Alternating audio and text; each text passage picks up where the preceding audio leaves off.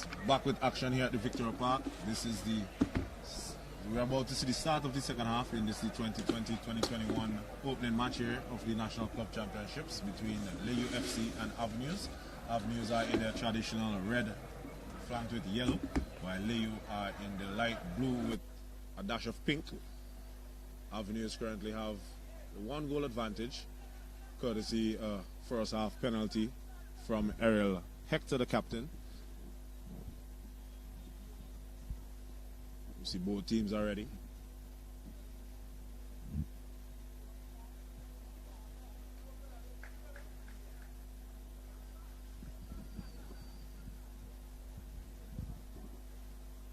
Elron Lewis, the referee,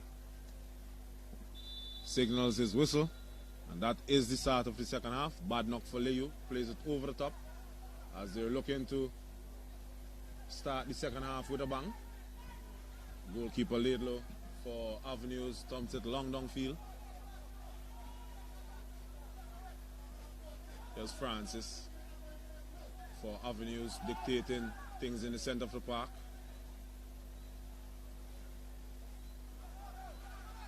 Hector, 2 pedestrian on that ball. Chance now for Layou.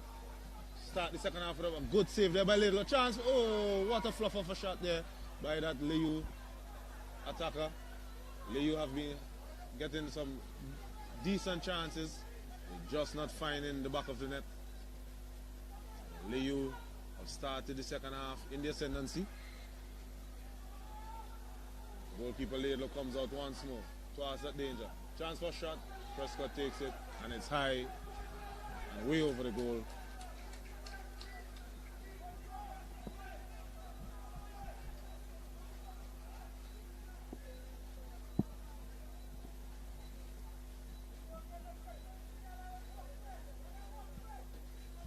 So as we're hearing the Avenues coach, Richard Haid, he's telling his players not to give it up so easy. There's Avenues as they come forward. Takes a wayward shot. Ball goes into the crowd. Decent crowd building here. They're pouring in by the pairs.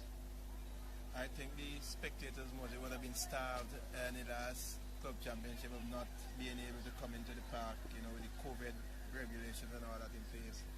Tonight we're seeing being a Friday night and being Black Friday, we're seeing quite a number of persons in the park. I don't know if there's a half off on the price. I'm not sure of the entrance fee. But here's the Layou team coming forward once more.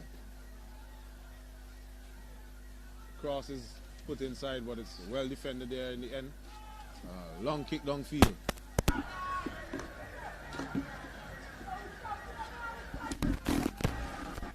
He's still with it. Hendrickson goes up. Couldn't get any power or direction on that cross. Ball goes aimlessly out for a goal kick. And we saw in the first half, mostly the speed of the Layou team was quite telling. And I don't think there'll be any letting up from them in the second half. We've already seen them start running at the Avenues team. Well, that will definitely be the way that they will be trying to play. Play the ball from defense and then switch it quickly on the flanks. And let's hope for their sake if they can keep it up for the next 45 minutes. Well, they would definitely need to keep the speed on the Avenues team and try to put away a couple of the chances. They've had some easy chances in the first half that they really should have been probably at least should have been level on terms with Avenues. They had a few easy chances that they really muffed.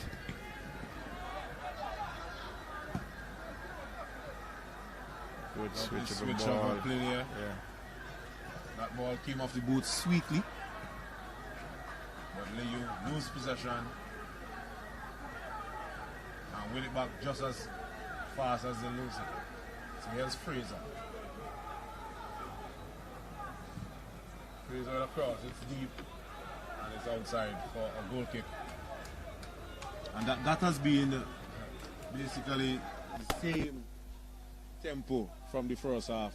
Fraser bombing down the right flank, whipping it across, but it's overhitting. Hitting and hoping.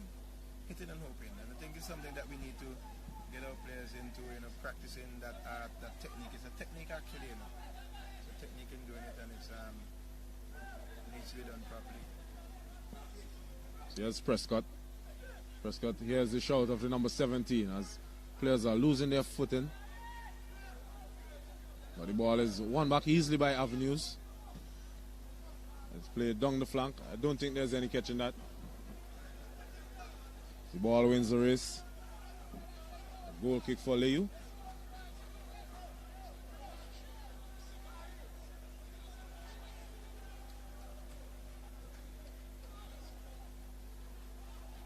But we're live here at the Victoria Park. This is the opening clash here in the Premier Division between Layou FC and Avenues. Avenues, they have a 1 goal advantage. That goal scored by Ariel Hector from the penalty spot in the first half of play. Here's Prescott. Prescott coming so deep, trying to dictate the tempo in the middle of the park. Badnock is ghosted there by Lamont Hector. He gets the applause from the crowd. And we know here in St. Vincent, when you come to the park and a man gets a beat in local terms, there is no letting up. You wouldn't hear the end of it. You would not hear the end of it at all. Ball is played over the top. Hendrickson with it, and that's a beautiful goal. That is a beautiful goal here by Cheslin Hendrickson.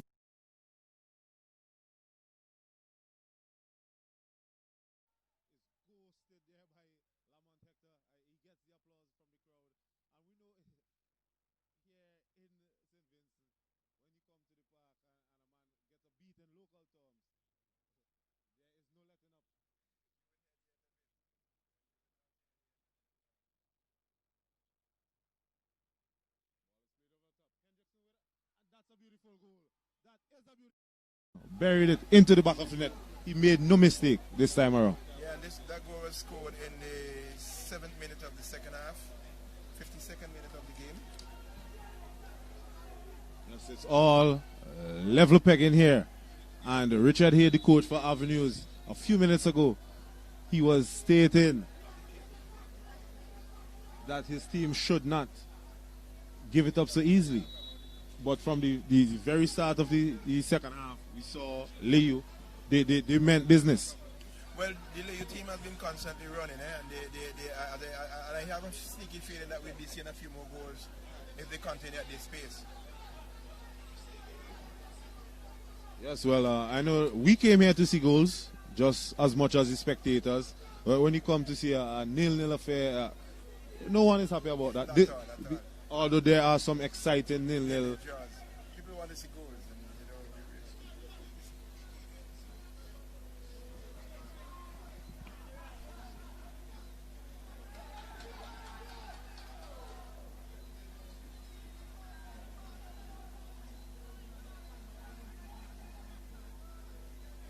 Yes, it's all level here at the Victoria Park. Cheslin Hendrickson with that equalizing goal for Layou. See, that ball is left there and well claimed there by goalkeeper Lynch. He sounded his call early, ensure that the defender heard him all the way. As he thumps it long down field. Strong header there by Avenues, picked up by Badnock.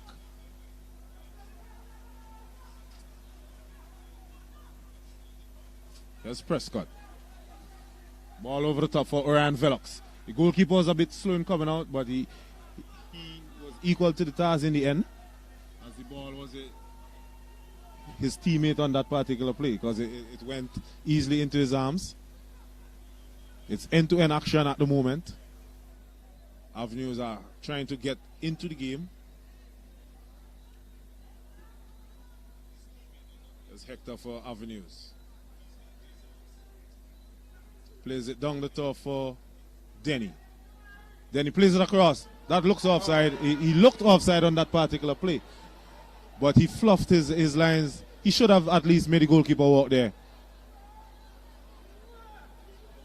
Again, I lament the easy opportunities that our strikers get. And when you get them in It's something that is learned. And you go on to national selection and the same thing happens. And we wonder why it is that our national team is known for getting so many chances but not putting them away. Yes, Fraser. And Fraser running out of real estate there. Fraser is definitely running away from that defender there on the left side of the Avenues defense. Yeah, the speed. His speed is really a factor over there. You know, Velox on the other side also is not any slouch by any stretch of the imagination. He has some speed also, and he's quite a technical player also. So Avenues have their hand full. Yes, Avenues they need to at least have somebody else covering for that defender out there. Denny has a lot of pace and stamina. He maybe can do a little bit more in tracking back to help out his left back. Yeah. Because he's playing high upfield, and if you notice in the center of the park for the Avenues, it's congested. You have Francis, Hector, and the other two midfielders. They're playing close. A compact game, so he would have to come back and help. And I remember in the first half, his coach was motioning to him and arguing with him to come back and assist. Because there were a couple of times when he just stood there and watched the play. You know, he was more or less a spectator, and the coach was really admonishing him to come back and offer some assistance to his defense.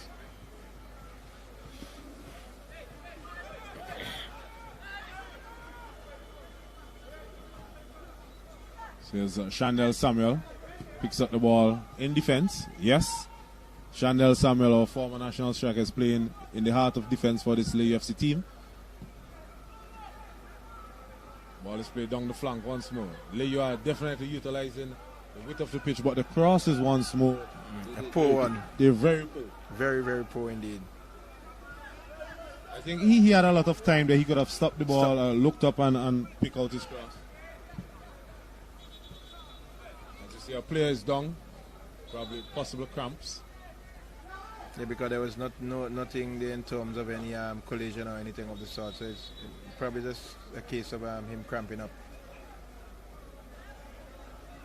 So we see, we just seen Romario Denny coming across on this, the right hand side of the Avenues attack. He is left footed. So I think that they'll be looking to spring him in behind defense and let him cut in on his favored left foot. And he could really whack a ball. Yeah. I've seen him in a couple of games, and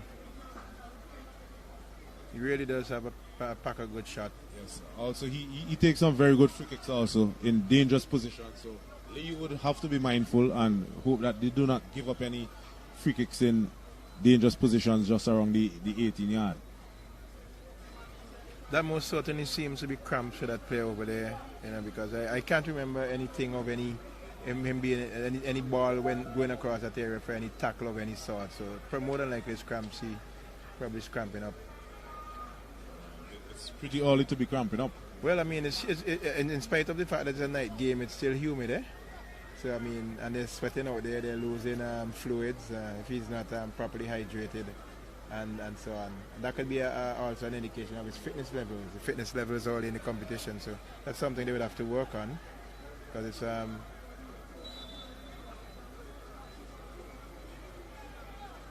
Play would resume with McDowell taking his goal kick. This time he gets elevation on it. Picked up now by Prescott. Prescott is always eager to be on the ball for Layou. And that ball beating the pace of Fraser this time around.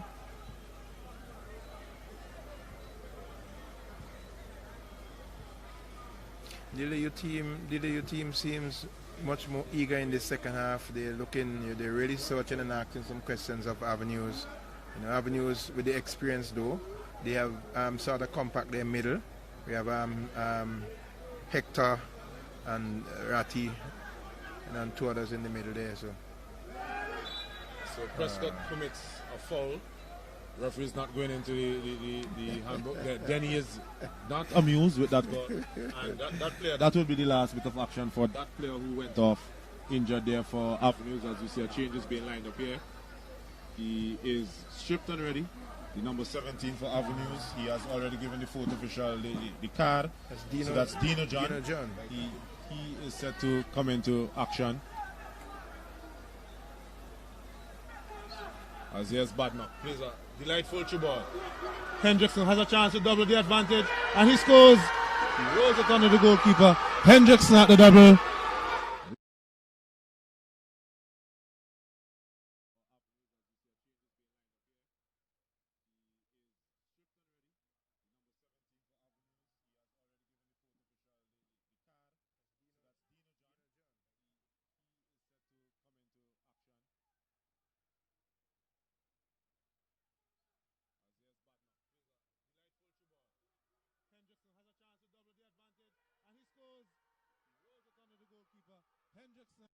It was a lovely through ball by Badnock. He really it was aware of where he was on the field, and he played a beautiful through ball, splitting the defense. And he found Hendrickson on the end of it, and Hendrickson had no hesitation in rolling it under the goalkeeper into the back of the net.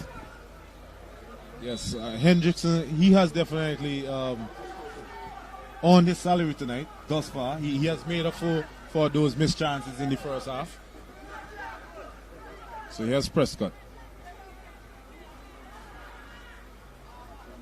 Prescott it's now robbed. Here's Denny. Denny would have to cut inside on his left foot, and just as I said, and he embellished that foul. He sold it. And the referee bought it. Yes, that's another thing with Denny. Denny, I've seen him up close playing games in Bayaboo and Stubbs and those other places, and this is what he will bring to you, and he will try his best to sell the fouls as much as possible. And if you're not a seasoned referee, or if you do not know him, then you will be caught, just as the referee did on that particular play. Because you could see he leaped in the air like a frog there, and ensured that the referee gave that free kick in his favor. And Denny would also be the one who would want to take this free kick. There's also Julian Shaw McDowell. Let's see if seniority will pull rank here. But I think if it was me, I would have left it up to Denny, because Denny, he knows how to find the top corner from these sort of positions, and it favors his left foot. Yeah.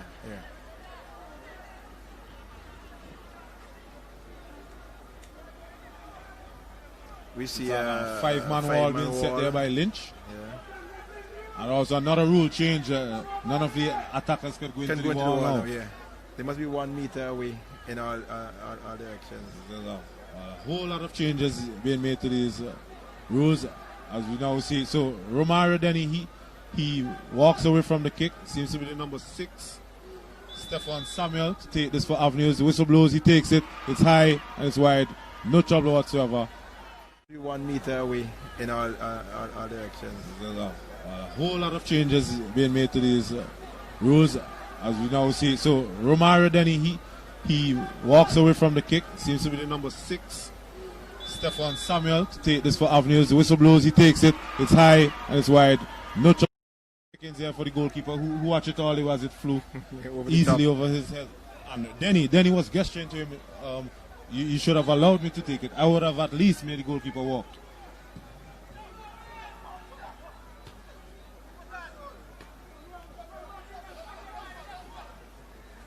So here's Denny. Denny is being roughed up there by Prescott. And Denny is a very hot-headed individual.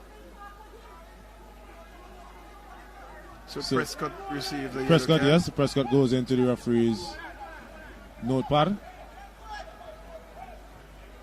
I don't think Prescott would really be wanting to rough up Denny too much. But it is one thing to get into his head also, because he hates to be tackled roughly, despite he dishes it out in every game that he plays.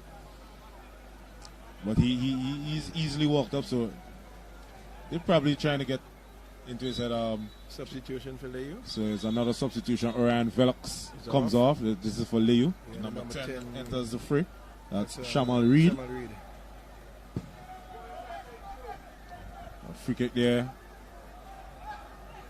And it's easily picked up there by Lynch in goal for Layou, who rolls on the turf, ensuring that he wastes as much precious seconds as possible, despite it's still a lot of time left in the second half. Yeah.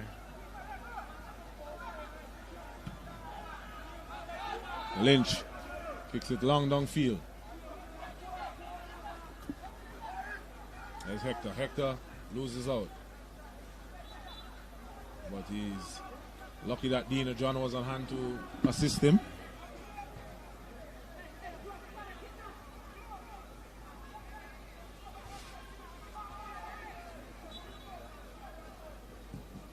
McDowell with a free kick. Samuel, out of defense, heads it away.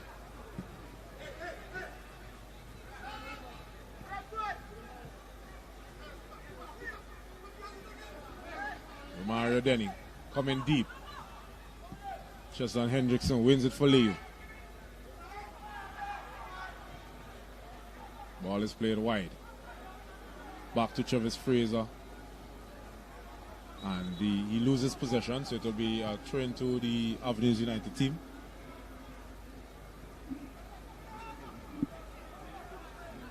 Here's Hector. Avenues looking to mount another attack. Bad knock.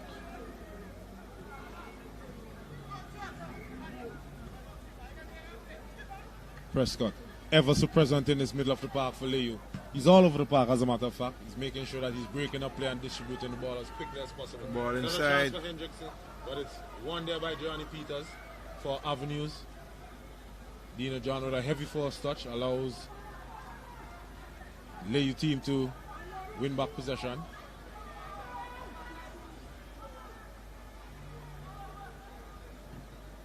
And that's pretty poor there by the Layou player, who gives it easily to Avenues. A chance now for them to break on the counter.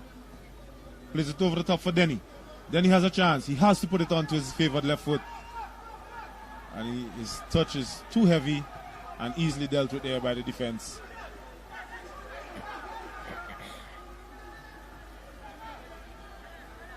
Here's Badnock, the man with that assist for the second goal to Hendrickson.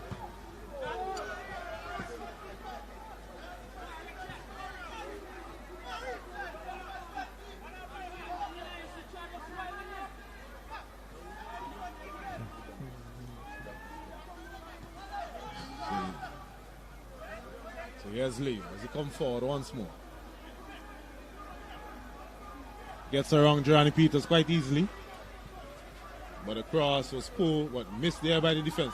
Chance for shot. Reed into the action. It's missed there by the goalkeeper Layou, and that will be a corner kick. There was a touch and correctly sick. But the cross was poor, but missed there by the defense. Chance for shot. Reed into the action. It's missed there by the goalkeeper Layou, and that will be a corner kick. Chance for shot. Prescott hits it, and once more it goes off the goal post.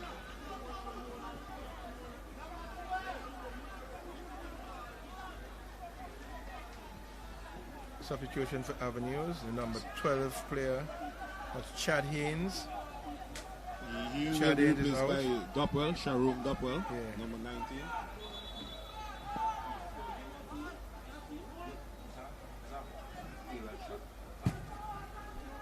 Yeah, so in case you just tuned in, we're here at the Victoria Park Live. Layou, they are now 2 goals up to the good after being 1 goal down from the first half. Both goals for Layou was scored by Cheslon Hendrickson. The lone goal for Avenues was converted from the penalty spot by Ariel Hector.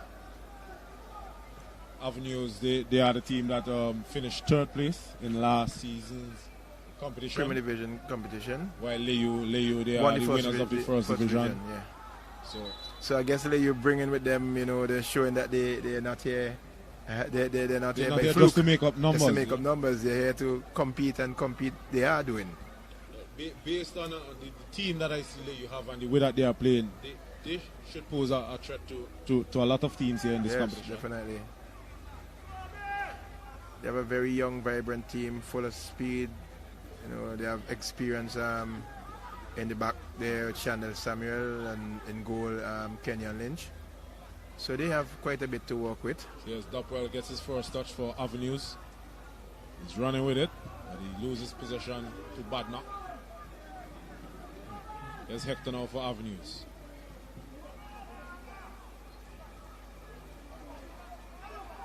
Dopwell. Possession is still with Avenues.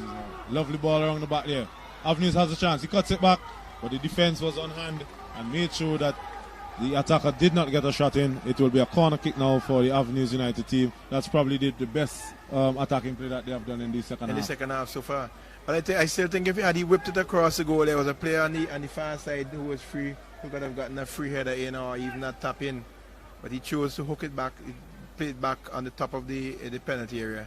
It was feeble in the end and cleared easily by the Layou team. So it's Raheem Westfield with this in-swinging corner kick for the Avenues United team. As the referee is just putting back his notepad in his pocket. Signals Westfield in swinging, but well dealt with there by the Layou defense. Westfield has another chance. This time with his left, poor option. And Layou clear their lines. A chance for counter-attack with the speedy Travis Fraser. He has read. It's 3 against 4 at the moment. Travis Fraser. Spinning Damal Francis around like a top. Here's Cheslin Hendrickson. A chance for hat-trick. Slams it and he scores! Cheslin Hendrickson with a hat-trick. Has read. It's 3 against 4 at the moment. Travis Fraser. Spinning Damal Francis around like a top. Here's Cheslin Hendrickson. A chance for hat-trick. Slams it and he scores! That goal being scored in the 70th minute of play. Yeah, so all of Layou goals are scored in the second half. And as we were saying from the first half, this Layou team with the speed that they possess. Yes, I did mention that, you know. And it's taking its toll now because Fraser took that ball from all of the half, just about halfway line, and he was able to run all the way down the flank. Despite Avenues having 4 defenders. 4 defenders. Still got past them, still was able to get the ball across for Hendrickson to put it in the back of the net. And it was a good finish by Hendrickson too.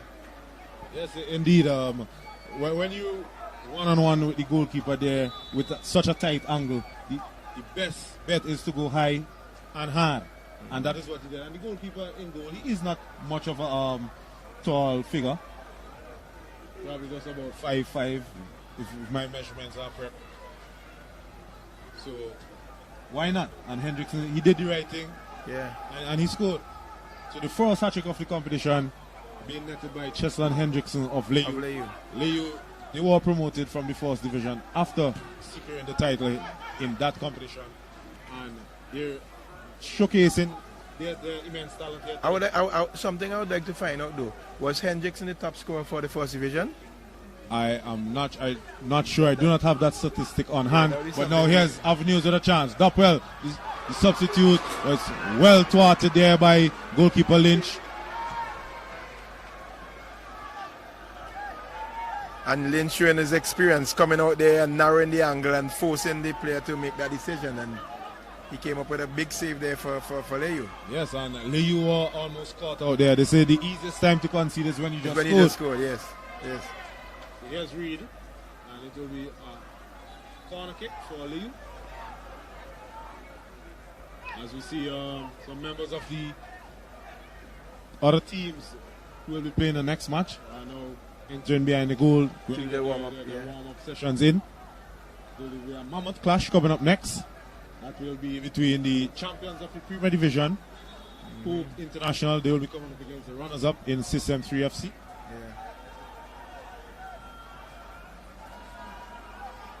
It's a corner kick. Another in-swing one for Layou. Layou just have about 3-4 guys in the box. It's deep. And dealt with in the end by the Avenues defense. But they still have more work cut out for them.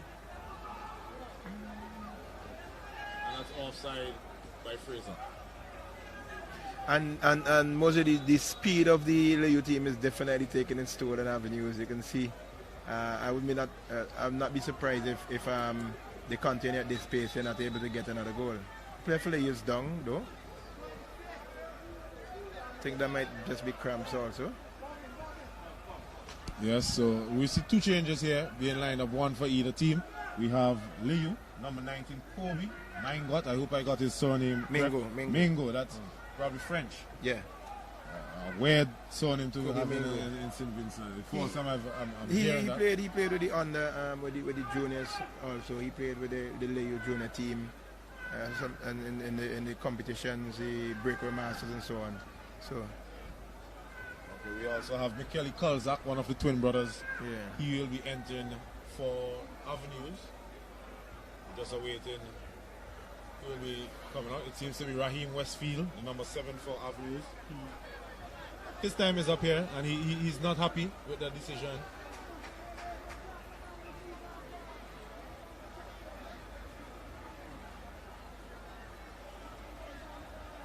The players being stretched off there for the Layou team. It looks to be the goal scorer, the hat-trick man, Cheslon Hendrickson. I'm not seeing him on the field of play. Yeah. So he is being replaced now by Mango. Well, almost sounded like Mango. Well, Hendrickson would have done his work for the night, Mose, to put in Layou 3 goals to the good with about just about 75 minutes or so gone in this encounter. Yes, as Layou, they're coming forward once more. Actually, 80 minutes or so gone in this encounter. So. Yes, Hendrickson definitely repaid the faith in his manager there after he missed some easy chances in the first half. Another no-nonsense manager might have hooked him at half-time. As Layou, they have a 3-1 advantage here. They're knocking the ball about quite confidently, but they will have to make sure that they do not give up any easy goals here and allow the Avenues team back into this match. Into the game, yeah.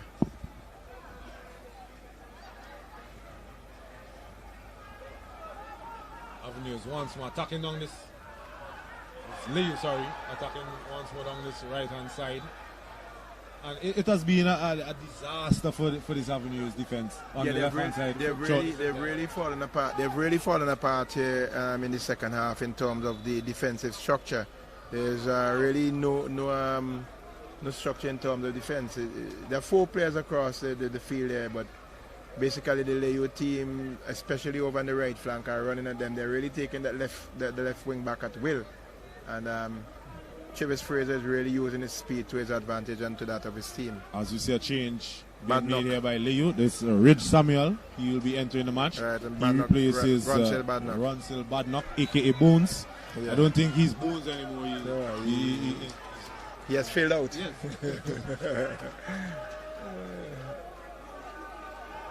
It's Layou. Still with it, Shamal Reed, another second half substitute, comes into the box there, trying to weave his way into the match. And Ridge Samuel picks up his 4th touch after entering there for Badnock. Layou are not letting up. They will be playing this entire way for the full 90. Yeah, definitely.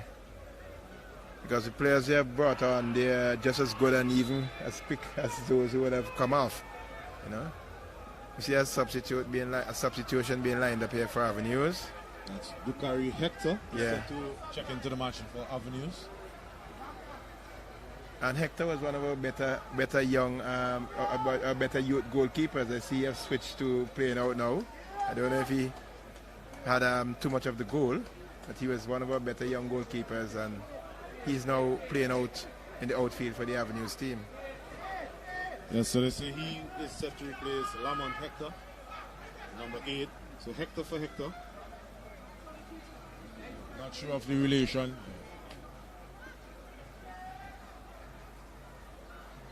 So youth replaces vet. Youth replaces experience. So it's Layou with that free kick deep in their half. Dukari Hector immediately gets in to the action, trying to neat 1-2 there with his fellow substitute Michele Colza.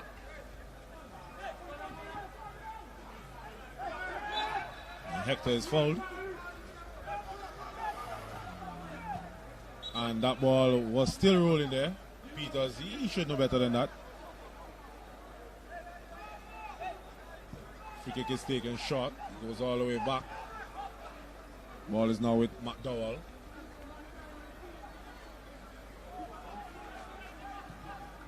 McDowell plays it over the top. And Lynch picks it up quite easily. No trouble whatsoever for him in goal.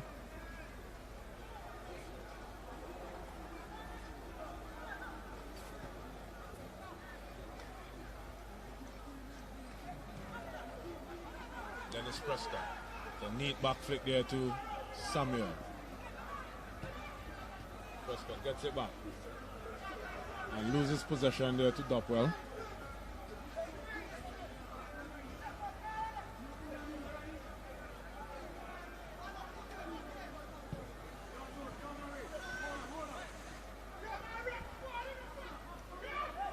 that's a foul.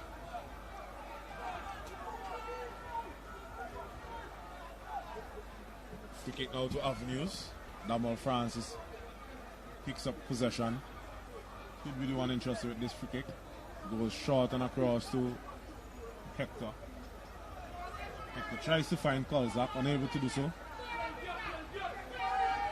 And Reed cannot go any further, and that is offside there. Whistle there by Baker.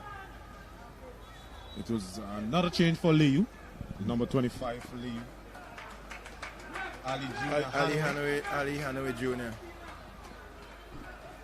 Again, another player who came to the ranks of the Layou youth program that was run by Elbe, as we know him, Wadey Jackson.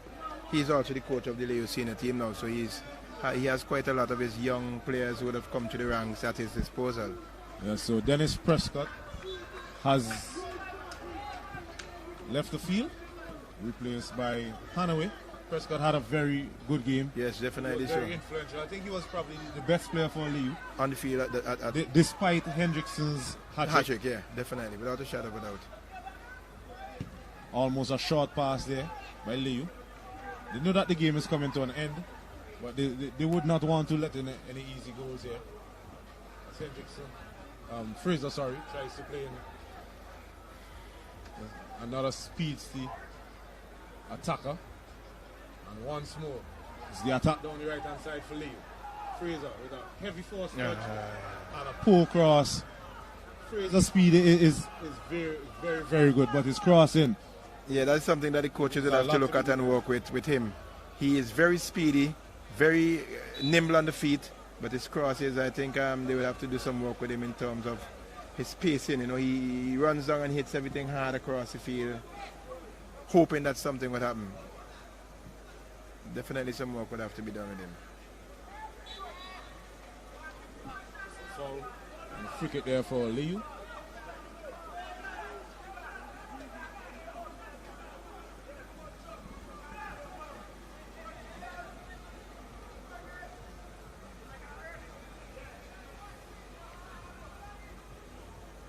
So it's a free kick to the Layou team, just about midway.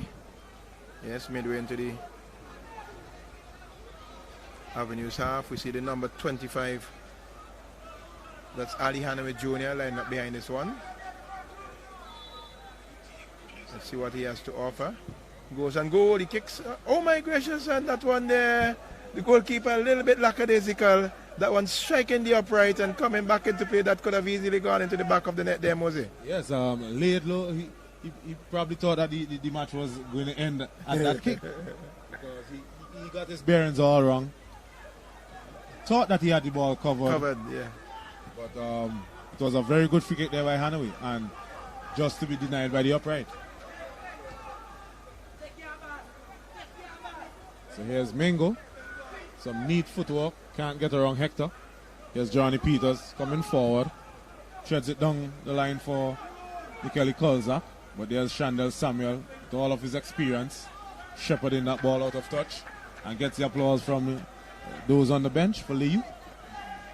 I must say I'm pleasantly pleased and surprised with the crowd that we have tonight. It's building up pretty nicely. And I think most of the teams here, most of these spectators would have come out to see this first game, well, the end of this first game and into the second game, which would be, which promises to be a humdinger. I mean, football is the game of the people. It is. On a Friday night when there's not much action, to do, right? Yeah, except for the Black Friday sales, or if you rely on Territory Square, why not come down and take in some of the action? See what the local footballers have to offer, yeah. As you see, our players down on the turf for Layou. Possible cramps. Again, this is the dying embers of the game. It's about 83 minutes on the clock. Layou, they are leading 3-1. I see a player going on for Avenues, number 6. Stefan. He was on the field. He was on the field before? Yeah. Okay. He probably just came across for some Gatorade or something. Yeah, so if you're just tuning in, we are live here at the Victoria Park. Layou, after going 1 goal down from the first half, They have scored 3 goals in the second half. All 3 goals came from Mr. Cheslin Hendrickson, who has scored the first hat-trick of the season in the 2020-2021 National Cup Championships here. Avenues, they took the lead. Through Hector, through the captain Hector from the penalty spot. Yeah.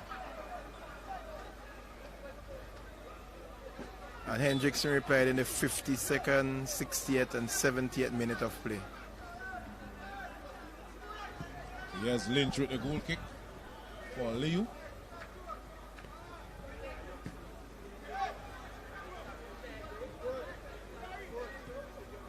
Hector to Dopwell. Dopwell with a heavy pass, tries to find Kulzak.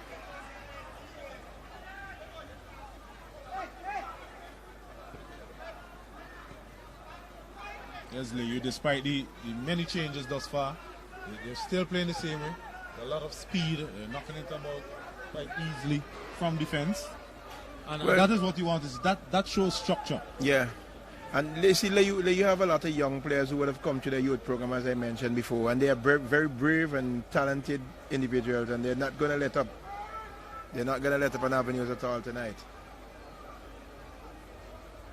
It's good to see the youngsters being trusted into the thick of action. Yeah. And that's the only way that they could gain experience. I remember when I just started playing football and for Stingers, and we had to play against Mal and Tosi James in practice matches done in Beckway. That was no easy task whatsoever. Yep. You probably just weighing about 120-25 pounds, and you coming up against Tosi, who's about 190 and hitting, or more. And hitting hard. And hitting you hard. I mean, so that could only build you. Some people, if they do not have the mental capacity to deal with it, it can break them. But if you want to make it in football, you have to go through the rough to encounter smooth sailing afterwards. Layou on the attack again. Broken up by Avenues.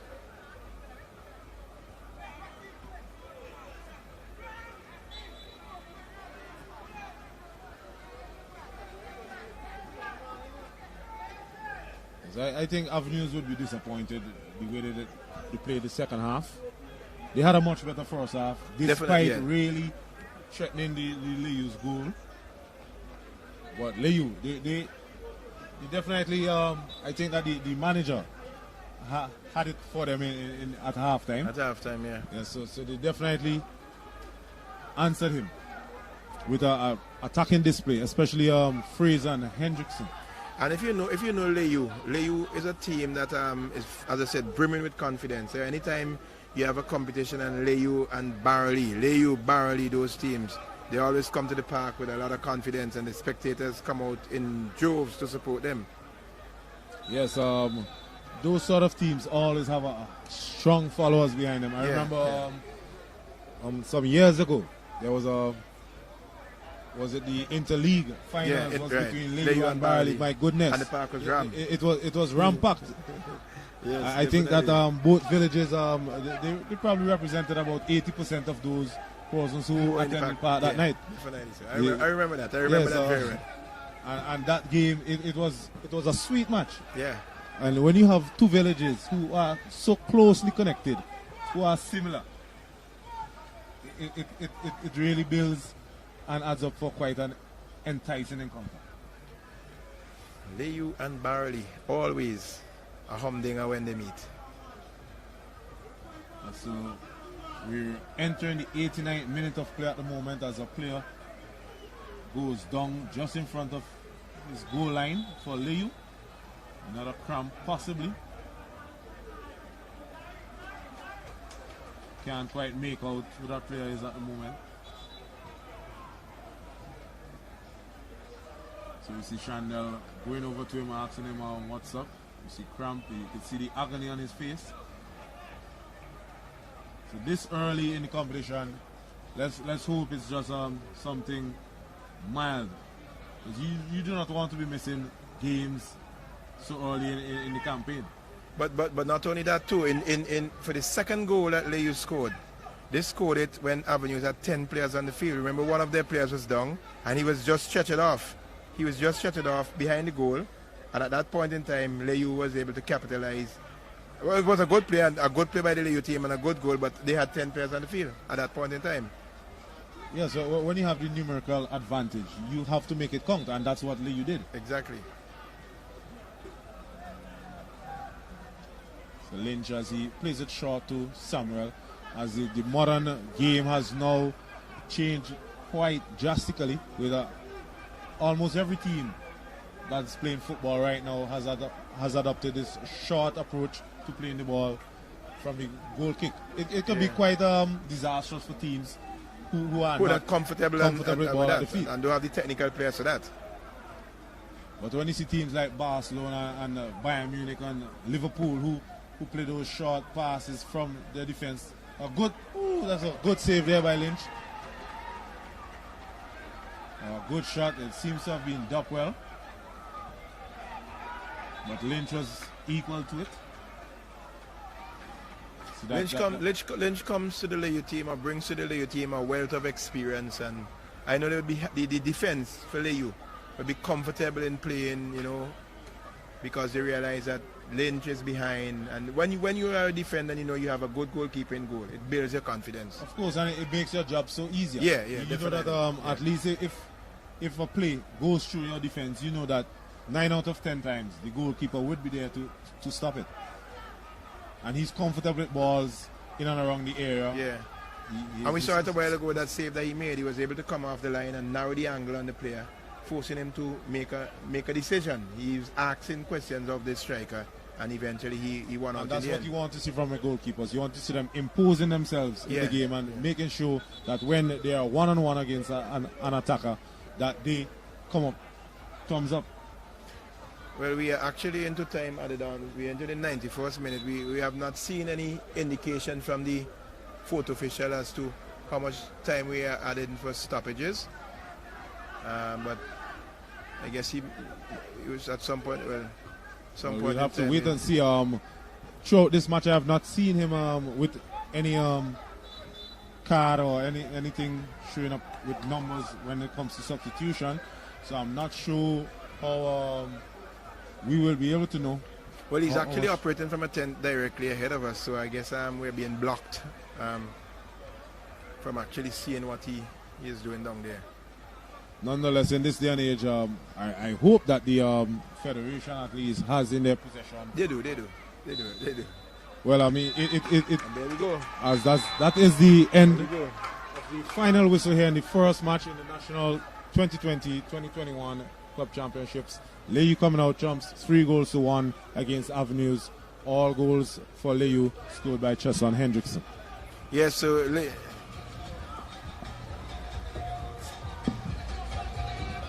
Layou winning this first encounter here in the Premier Division of the National Club Championship 2020-2021. Hector would have scored a penalty early in the first half of the game, or the 32nd minute or so, and Layou replied with 3 in the second half. Hendrickson scored all 3 in the 52nd, 60th and 70th minute of play. Layou coming out winners 3-1. The next game we would be between Nemwin Hope International, Hope International, the Premier Division champion from last club championship, and they'll be coming up against the runners-up, the team System 3. So that should be a humdinger also, because both teams have quite a number of national players, and we should be seeing on display. We are hoping to be seeing on display high quality of football from both of them.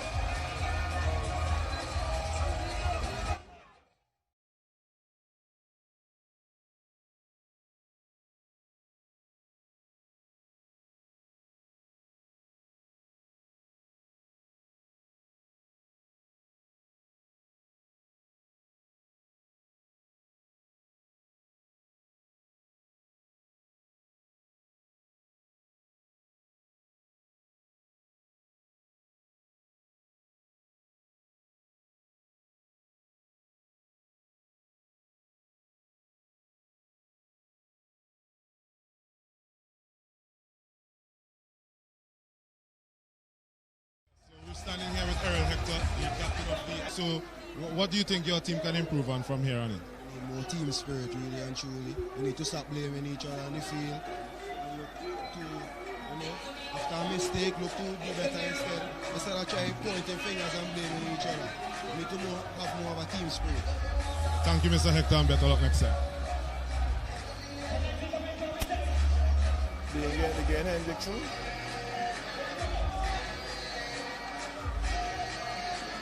So we hear Dennis Prescott, captain of the Layou team. Prescott, congratulations on that opening victory in this opening club championships.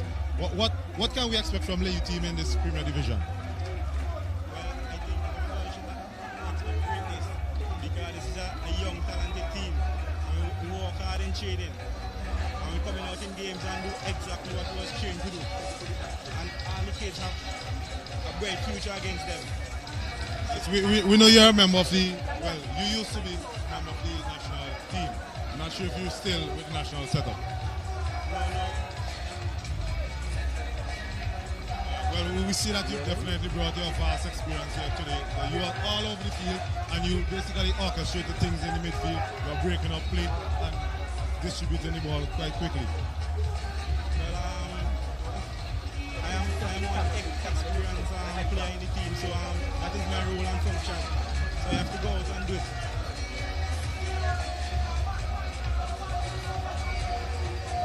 So at the end of the first half, y'all didn't really have a good first half. What did the coach say to you guys at halftime? Well, the coach told us that we have this. We're going out and win the game. We're going out and win the second half. And we did not hold our heads down. We hold our heads up because we know that we was going to win that game. Well, thanks a lot for your time here with us and congratulations on the win and hope for more bright things in the future.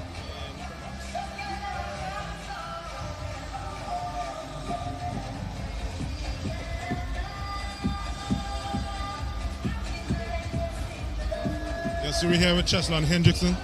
Hendrickson, congrats on the hat-trick of goals you scored here today. Thanks. You missed some chances in the first half. Did the coach get into you at halftime? Well, the coach usually tell me just keep fighting on. Don't give up, keep pressing on, and you must eventually score. Okay, so what did you think worked for the Layou FC team today? Our fitness definitely worked. In the second half, we have a defense. We got to get fatigued and we started to play very frustrated, and that's when we counter-attacked and finished. Okay, so at halftime, you guys were losing 1-0, right? Despite playing a better first half. What did the coach say to you guys? Well, usually, what he always tell me, keep fighting on.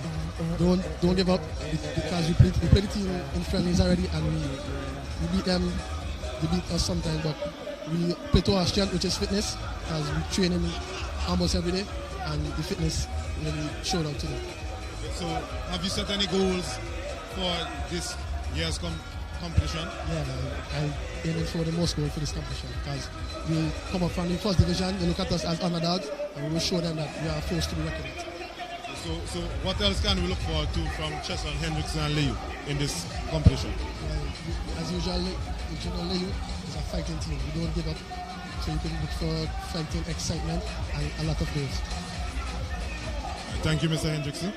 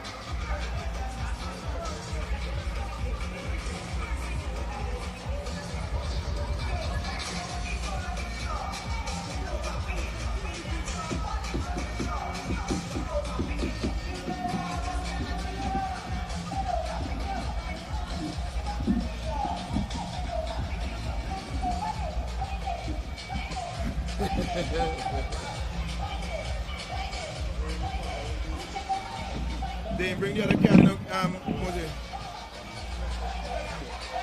I tell you, would I bring the other sheet yet, sir? No. Let's stick him up. I message them and tell them bring it when you see them. Crowd. They are nice crowd, though. Yeah.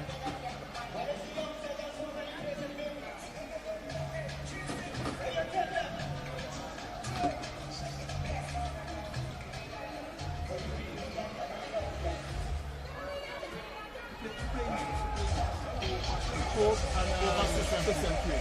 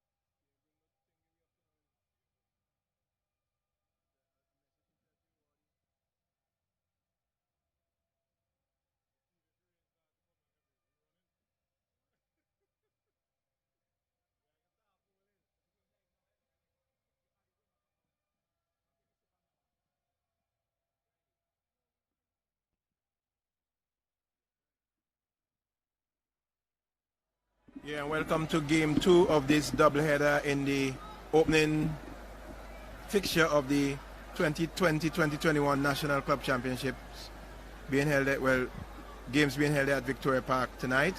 In the earlier game, we had Layou versus Avenues. We now have System 3 coming up against Hope FC. Hope would have been the champion. Hope are the champions of the 2019-2020 tournament, and the System 3 are the runners-up. So we should be seeing a good game here tonight. First place against second place, and both teams are packed with talent. A lot of national players on display tonight. Yes, this should be quite a mouth-watering contest. Hope they admonished the national Vinci Heat team. Yeah, I think about 2 Fridays or so ago. Yep. In a friendly encounter, I think it was 4-0 was the final score. Yes, definitely. They really made the Vinci Heat team look like nothing to say. Despite the Hope team had a few national players in their ranks. But when you're the national team and being beaten by a club team, that really says a lot as to where you are.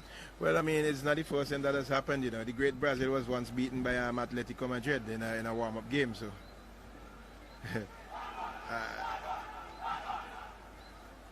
now we see the rain is just beginning to threaten us here. This should make more slick passing on the turf. Some of those international teams like to water the outfield before games. So we'll see how the first touches of these players here are today. The Hope team, they are in their red outfits. The System 3 team in a dark green, sort of a camel green, with a bit of orange stripes.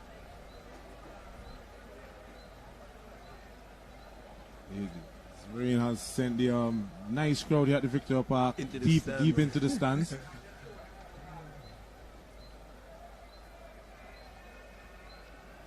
Just awaiting referee Moet Games to take control in the middle.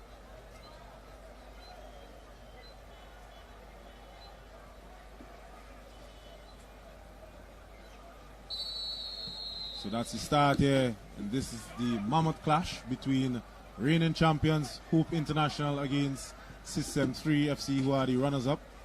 Hope get the ball rolling. Skipper Brad Richards. As Hope played quite a lovely game in the friendly match against the Vinci team. Here's Valdo Anderson for Hope with an early shot that whizzes wide of the target. Valdo Anderson also, he represented Greg's. That's where he hails from. He's no slouch with the ball at his feet. Loves to shoot, especially on his favored left foot.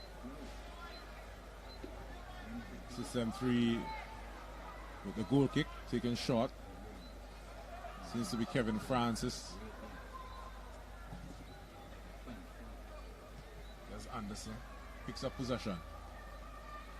Plays it out wide.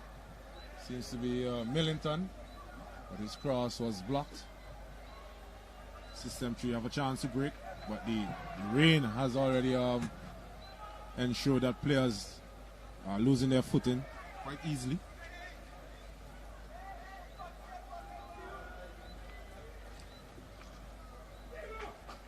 So throwing deep in Hope's half to the System 3 outfit team.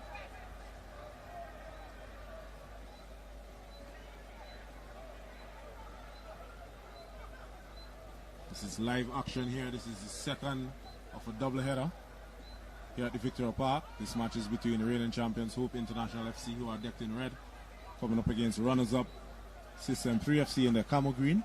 As you see, all the shot there goes past the upright. No trouble whatsoever for Hope's goalkeeper, Sil Batiste. We also have Kendall Douglas in defense and Gillian Miller. Here's Brad Richards, the skipper. And one of the big buys for Hope, so to speak, would be Nazir McBurnett. You know, he would have played. He's a national player. Would have played with the Chelsea outfit, and has transferred to Chelsea being relegated. He would have transferred to Hope. You know. Yes, and we know Nazi was a member of the national team in the some of the qualifiers. And he also scored a stunning goal in that friendly encounter against the national outfit a couple of Fridays ago here at the Victoria Park. I guess he'll be looking to start the ball rolling for Hope.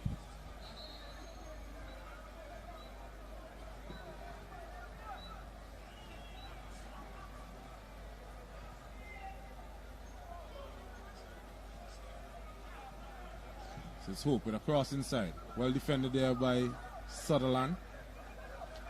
Richards loses possession. Number 23 for System 3 tries to get inside the 18-yard box here, but Miller ensured that that threat was averted. First touch again, letting him down there.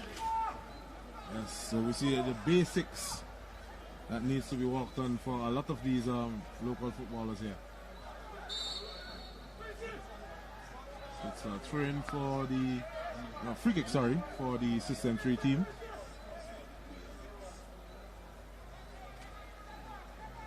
That's Johnny standing over it, and Zeno Solomon, I would suppose, yes, in his favored number 11 t-shirt.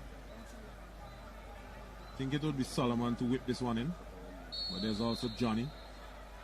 There's Solomon, a very poor free kick in the end, but he wins himself a corner kick.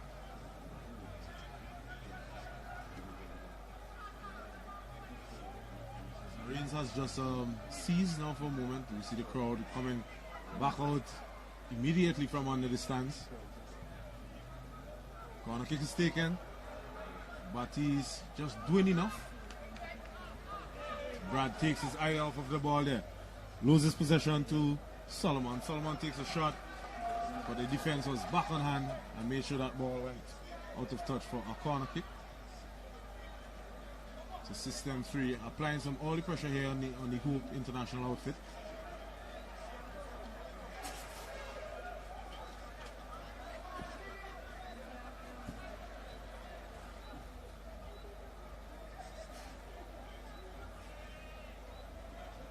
So we are waiting that corner kick to be swung in.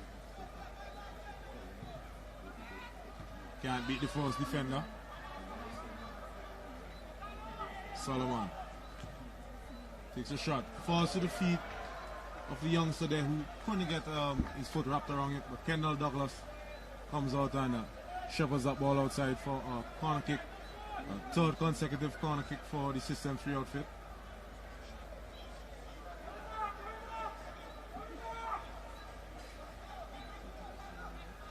Solomon would have to do better with these corner kicks. This time, the referee blows his whistle, spotting an infringement there, so it will be a free kick to Hope International.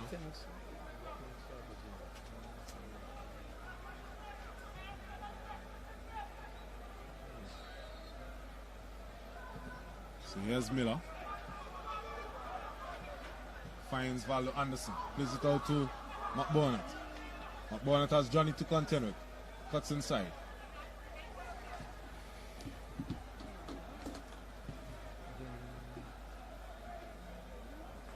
And that ball evades Millington on the far side for a throw to the System 3 outfit. Yes, System 3 in unusual camo green colors. Hope International, the reigning champions, they are in red. Yeah. I think System 3 play in red too at some point too, so Yeah, I guess probably would have yes, changed. System 3, their favorite color is mainly red. They are Right, almost always in red. But I think that Hoop, being the reigning champions, probably have the upper hand. I'm not sure how they went about it with their kits.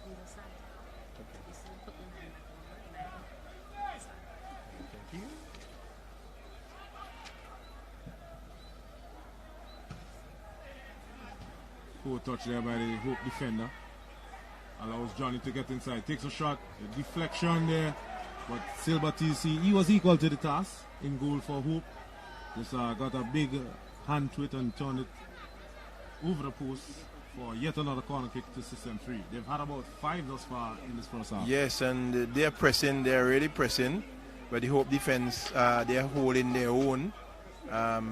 Sometimes they say when the pressure is on, the old saying is that pressure busts pipe. Let's see what is going to happen here.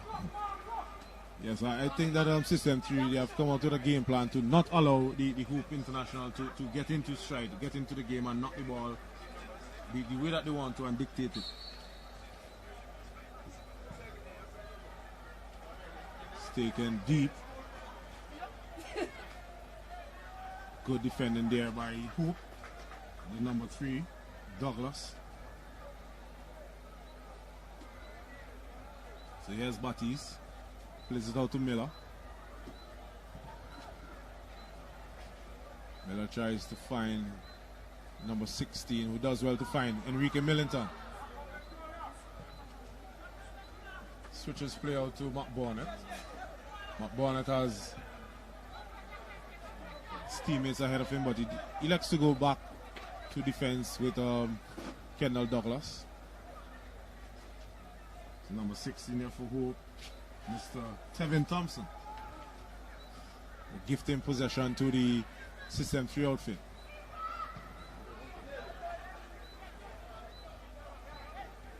Here's Javin Sutherland. As a player for Hope is down the top, that's Brad Richards. The ball is played across, but Miller was on hand to turn it away. And the System 3 win themselves yet another corner kick.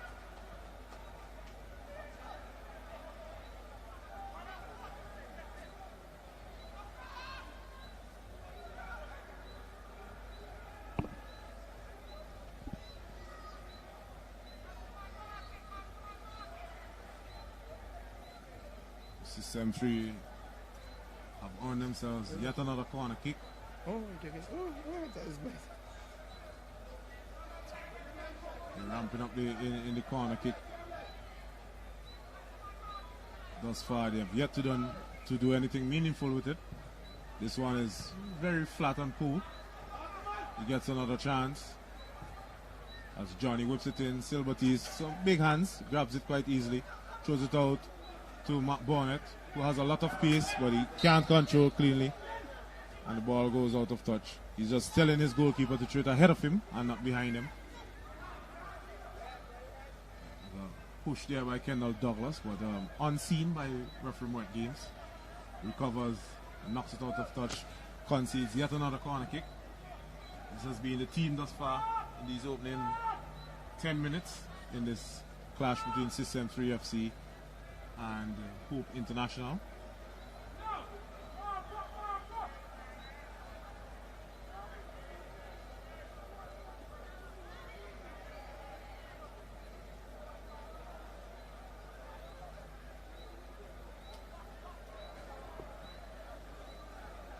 It's a short corner kick.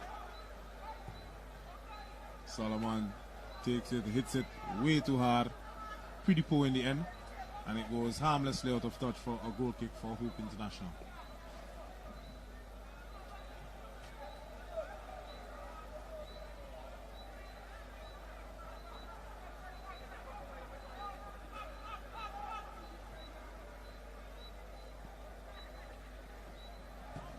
Matthews with the goal kick for Hope. Tries to find Millington on the flank.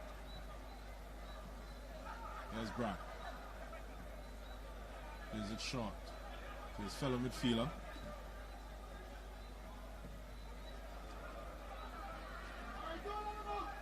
Hopeful attempt of a ball forward there to Anderson.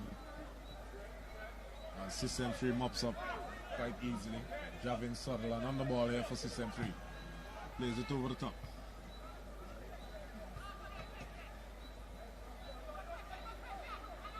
There's Kendall Douglas.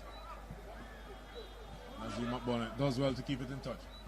Tries to find Anderson, a bit of a heavy pass, but Anderson does well. A strong challenge in the end by Kevin Francis, aka Bobbin, ensuring that Valdo Anderson knows who's in charge, taking no prisoners.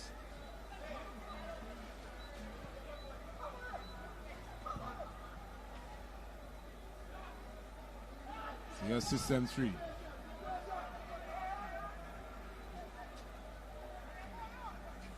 So good play there by Hope as they win it. Plays it out wide. Ted Roberts wins it for System 3, but he gives it up easily. It's still scrappy. Both teams are just trying to find their feet at the moment.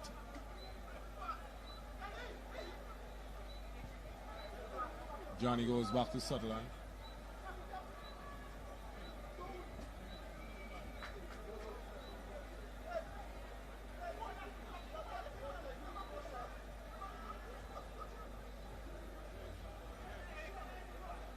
Johnny with the throw for System 3. Finds Solomon. Solomon's a good turn. Plays it to the number 18. Who looks up. Puts in a lovely cross. One by his teammate who had a lot of work to do in tracking it down. System 3, they are enjoying the lion's share of possession at the moment. Making sure that Hope do not get on the ball and play that the way that they want to do. Douglas with a header. Miller clears his lines. Sutherland nods it back to his goalkeeper, who now picks it up.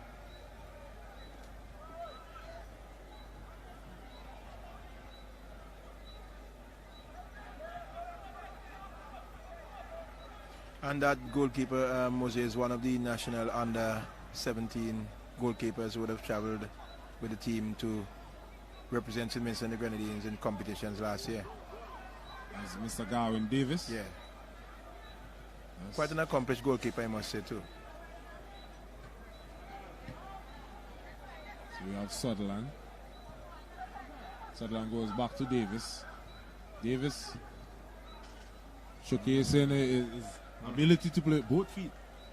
but almost gifting it to the opposition. These short passes, they could be quite nerve-wracking if you're a support or coach. Where I myself, I hate seeing balls played across the 18-yard box like that. But here's Brad Richards for Hope. The skipper plays it down the flank for Enrique Millington. But too much weight on that pass, and it goes aimlessly out of touch for a goal kick.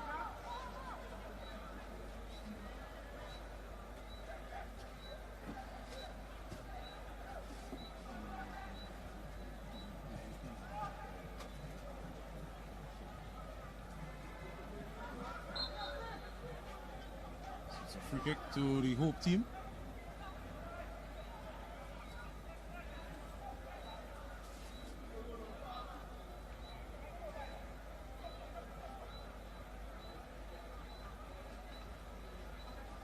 Richards, the man interested to take this one.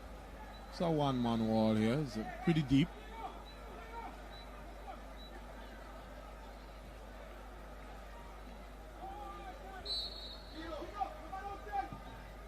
Plays it in a big boot there from Kevin Francis. That was a danger.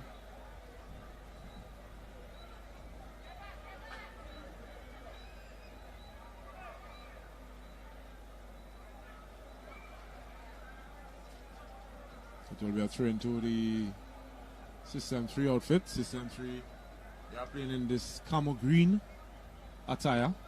Hope, the reigning champions of this Premier Division, they are in red. System 3 finished runners-up in last year's competition. Here's Sutherland to Johnny. Johnny goes back to Sutherland. Sutherland looking for the run of number 18 there. That's Mr. Desmond Lavier. There's Johnny. Looks up, looking for a run. None is forthcoming. Goes back to Sutherland. Sutherland plays it to Aaron Collis, who tries a back flick which does not come off. It's Matt Bonnet. Matt Bonnet is fouled. Sutherland is making sure that he's sticking to him quite quickly, not allowing him to turn. It's a free kick to the Hope team, played inside, trying to find his player, but the ball is back with goalkeeper, into the hands of goalkeeper. Therefore, System 3, Gavin Davis plays it out. System 3 trying to build from the back. Sutherland, long ball forward, trying to find his man up front, but nodded away by the Hope team. Back to System 3 in possession, looking to mount an attack. The ball is into touch, throw into System 3. 18 minutes gone in the encounter, no goals yet, 0-0.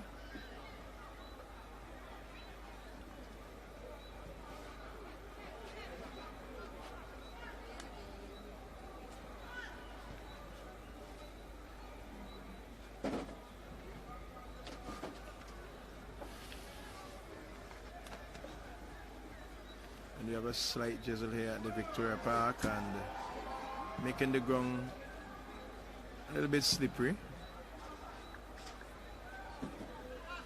Ball played into touch for a goal kick to Hope to the Hope international team. Goalkeeper in goal for Hope is Sil Batiste.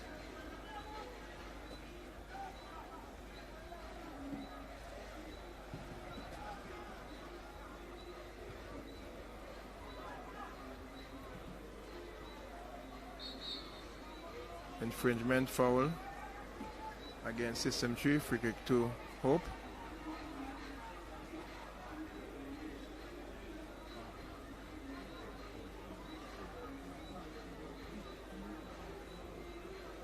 Hope on the attack,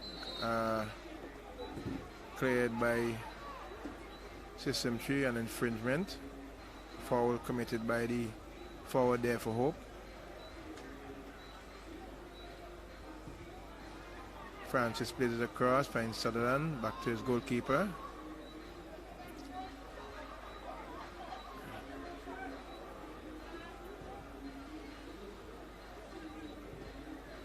Ball played forward, trying to get his man up front running there, but the Hope defense equal to the task. Knocks that one into touch for a throw-in. Still with system 3. Plays it inside, building up the system 3, but the shot coming in the end aimlessly over the top for a goal kick to Hope.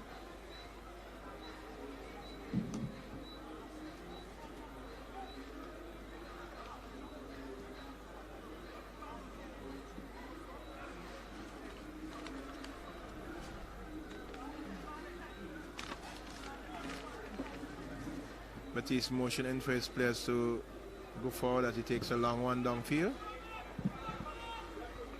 Nodded on. Hope for the chance here, but system 3 equal to the task. Coming out with it is Sutherland, swings it upfield. Only as far as the number 4 player for Hope. See a player for system 3 down, but ball eventually cleared into touch. And it's a throw into Hope. Yes, so despite 21 minutes gone thus far, you can't quite say which team has really put down their foot and dictated proceedings as much, because it's still scrappy. Yeah, no organization basically in the midfield, and given the fact that the field is kind of semi-wet, you know, the ball is skidding on a little bit here off the surface. So your technique would have to be good in this on a field of this nature to really, you know, execute as you would want to on a giant field. So as we see, Solomon loses out there to Douglas, and Douglas would know Solomon pretty well. And one thing, you know, as you know, Solomon, he hardly takes a shot with his right foot. Yep. So you know, 99.9% of the time he has to cut in on his favorite left foot. So he is one that is quite easy to mark if you're a seasoned defender. Yes, and I think Hope, as you said, the Hope players would know him. They've been playing against him for years, so they would know him. Yeah, I think Kendall Douglas, if I remember correctly, also played for System 3 at one time. Okay. If I remember well. I can be wrong, subject to correction.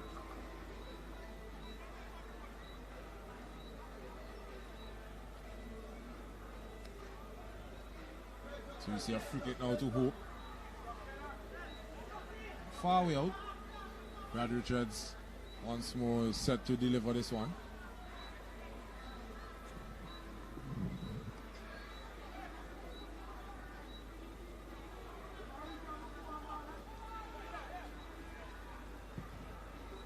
Takes it pretty deep. Douglas goes up.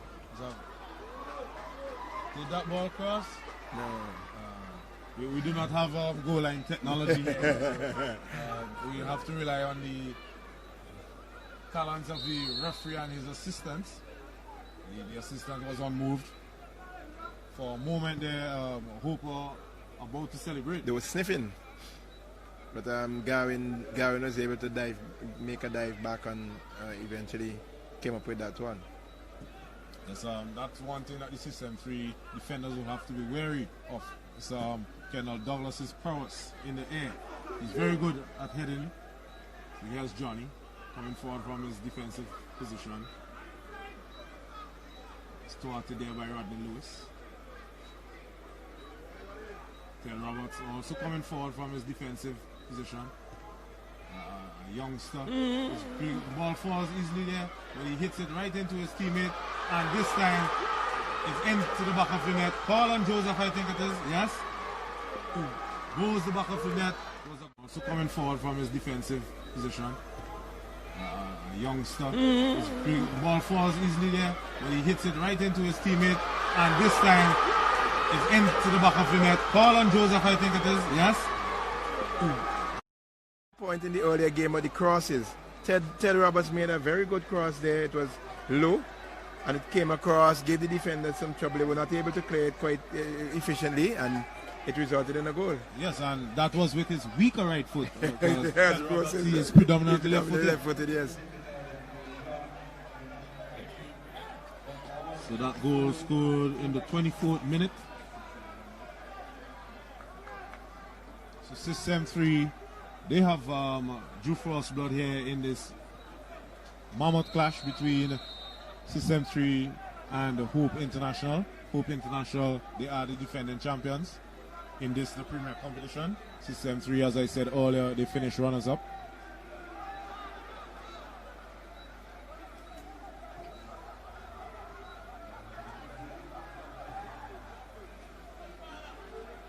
So, Hope have to hit the restart button in their play. Maybe we'll see a similar team like what occurred in the previous game with the Layou team going 1 goal down and then picking things up in the second half and running away 3-1 winners. But this is an altogether a different kettle of fish, and I don't think System 3 would sit idly by and allow that to happen. And from the very first whistle, System 3, they have played pretty well. They have ensured that they stuck to the players of Hope pretty quickly. From the time that the midfielders and the wingmen get the ball, the defenders are onto them in quite a quick flash, not allowing them any room whatsoever, because we know the talent that these guys possess and the pace that they also have. Well, they got five or so corners before Hope could have gotten. I think Hope got 1 so far. Yes. Yeah, they got 5 or so corners before Hope could have gotten 1. So that alone speaks for itself. Here's Douglas. Comes forward. Goes back to Brad Richards. That ball just escaping Lavie. Richards gives it away easily. This could spell trouble for the Hope team. As Zeno Solomon plays in Lavie. But Douglas comes in once more and diverts the danger. So Douglas is showcasing his stamina. He was just in the opposition's half and he made sure that he snuffed out the danger back in his own penalty box. Reminded me of a player that we had for St. Vincent some years ago, Marcus Young. You know, that was the kind of player he was. 1 minute he was up in attack for St. Vincent and the next minute he was in defense saving the ball off the goal line. Well, let's see if Douglas has that stamina for the full 90. As Batiste comes out and grabs that one easily for Hope.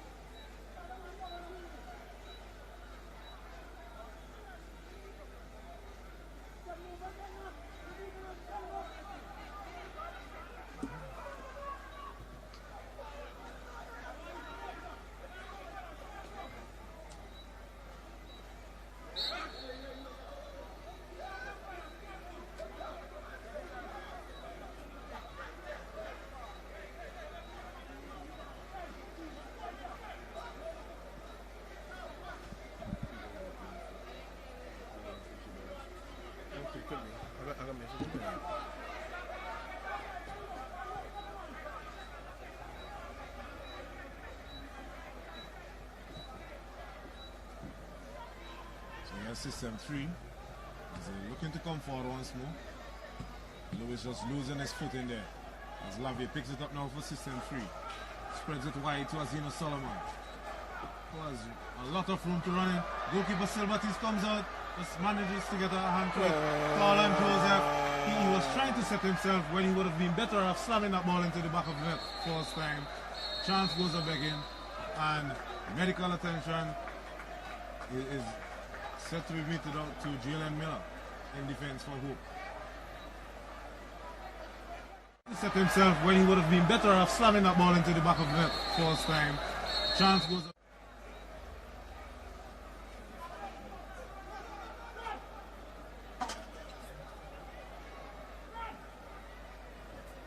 Miller is still on the turf, getting some medical attention as other Hoop International players use the opportunity to drink some fluids.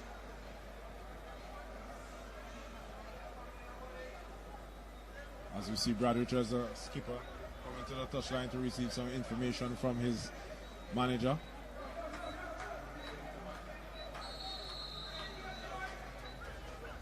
So the turn is taken as the rain comes down on us once more. Pretty light at the moment. Here's Javin Sutherland, the ball at his feet, plays it out wide to Johnny. Johnny to Azino Solomon. Solomon to Lavier.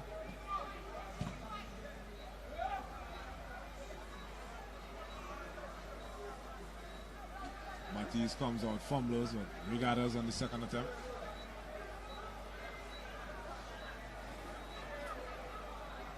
Hope International have yet to get into this game as yet.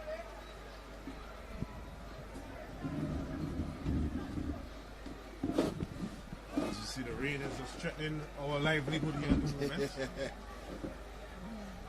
Nonetheless, football will continue. Football is one of those unique sports that plays in almost any condition. Yep. I'm glad to be under a bit of shade from the rain instead of playing out there being all soaked and muddy though. As you see, a corner kick for System 3. This is about the 12th corner kick, if I have tallied it correctly, because they had about 7 or so in succession within the first 7 minutes of the match. So we have an in-swinging corner kick. So, pretty poor. Very, very poor, I should add. But Solomon does well to keep it in touch. Shows off some fancy footwork to leave Rodney Lewis dead. Can't get in across, but Sutherland now, the half-hearted shot. Here's Lavier. Lavier has Jalen Miller to contend with and ends up committing a foul. Free kick to Hoop.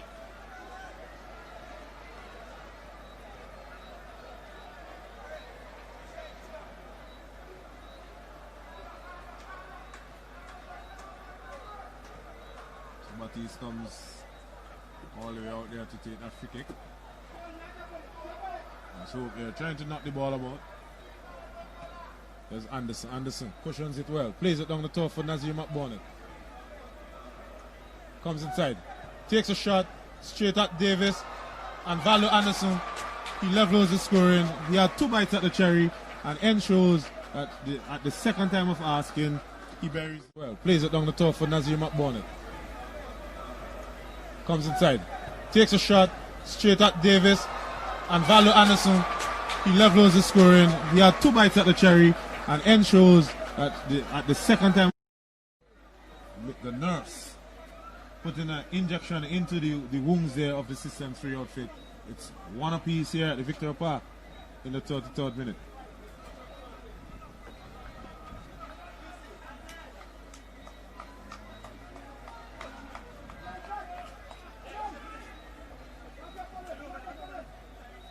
So Hope, the defending champions. Back square here at the Victoria Park. If you're just tuning in, Hope, they are the team in red. System 3, they are in the camel green with orange stripes. As we have Francis. Francis plays it to number 19, Mr. Jaron Dopwell. And quite a number of the System 3 players have come to also their youth academy, Mose. So here's Enrique Millington with some neat footwork, but that final pass was not forthcoming. As Hope International, that goal there for Hope could definitely spring them into life. Yeah. Because that was one of the better attacks that they had in this opening half.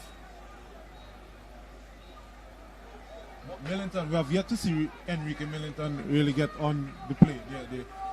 He's not getting the type of service that he requires because he loves to run in behind of the defense because he has a lot of pace and trickery. But the way that the System 3 are playing the Hope International, they're not allowing them to utilize him. Utilize that space.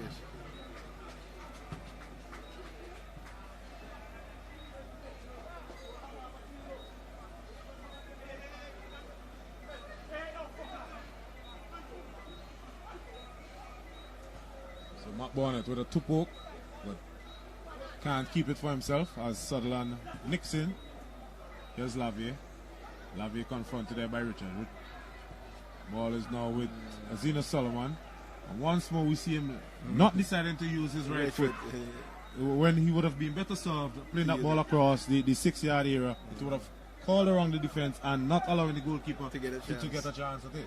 He decides to play it with the outside of his left foot. I think the right foot is probably just for running and walking for Mr. Solomon.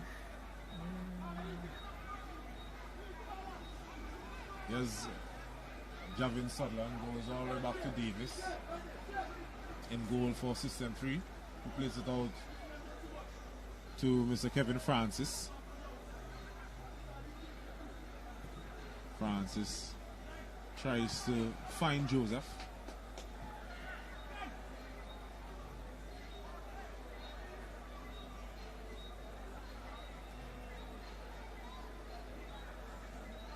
There's Enrique Millington on the ball. Ball goes all the way back to Kendall Douglas in defense. Douglas would bring it out. He tries to play it in, but could only find Johnny, who then gives it easily to Brad Richards, who is upended there by Javin Sutherland. Being hit pretty hard. Lucky to escape a caution. Moet Games, he was right on top of it. One of our better referees, actually, only FIFA referee.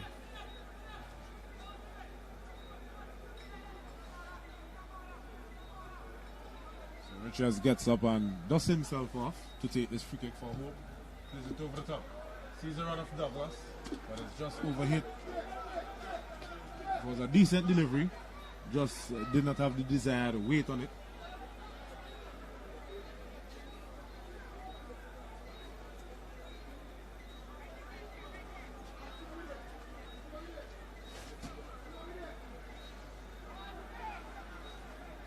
System 3 restart the action.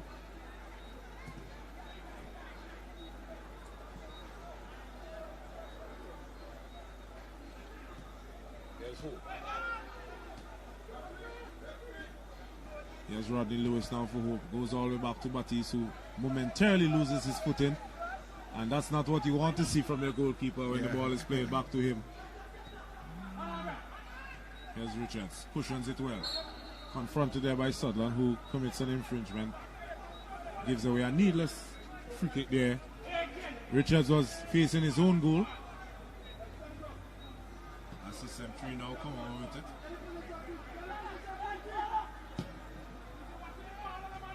Miller with a header.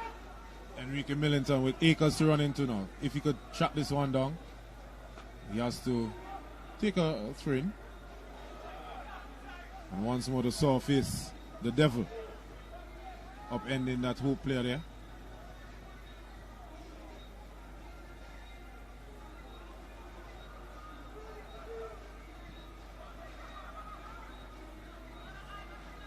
It's Kendall Douglas for Hope.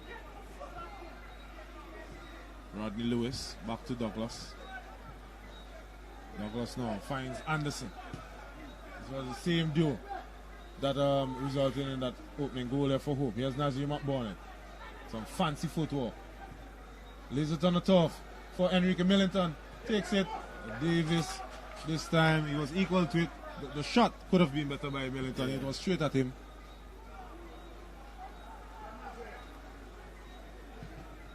See Hope now beginning to put their foot on the game. They're now getting into their running, and System 3 would have to be wary of this, you know. Yes, Anderson. Oh there, oh there, oh there. Davis and Sutherland crashes into each other. Comedy of errors here at the Victoria Park. Valdo Anderson in the game. They're now getting into their running, and System 3 would have to be wary of this, you know. Yes, Anderson. Oh there, oh there, oh there. Davis and Sutherland crashes into each other. Comedy of errors here at the Victoria Park. Sutherland should have seen the goalkeeper coming there because he was facing the goalkeeper. I don't know why he still went in there, you know. The goalkeeper didn't hold on, it bubbled, and Anderson said thank you very much. Yeah, so it's 2 for Anderson. His second goal coming in the 40th minute of play. So Hope, after going on all the goal down, They're now 2-1. And probably my words are coming to fruition. You know, and could we see a repeat of what happened? Valdo scoring a hat trick also. It is quite possible. I mean, that second goal was quite an easy gift. Yeah. Both goals actually that he scored, and that's what you want from your strikers. Poacher's instinct. Yeah. To always be on hand to just turn the ball into the empty net. Kendall Douglas easily nicking away possession there and giving that ball away for a throw-in to system 3.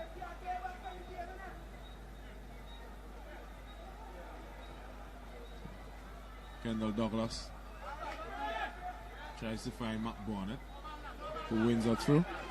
Matt Bonnet with a throw-in.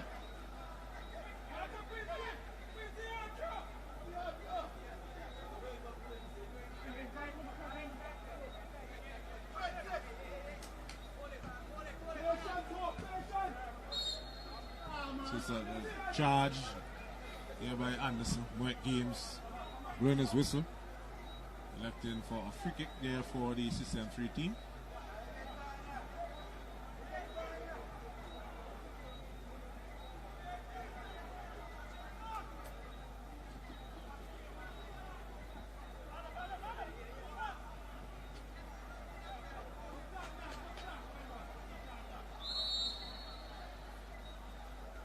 There's Johnny.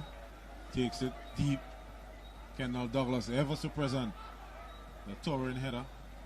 The ball is half-hearted clear. Shot on the turn, but Batiste ensures that he got his body behind of it. In these slippery conditions, you have to make sure as a goalkeeper you get everything behind that ball.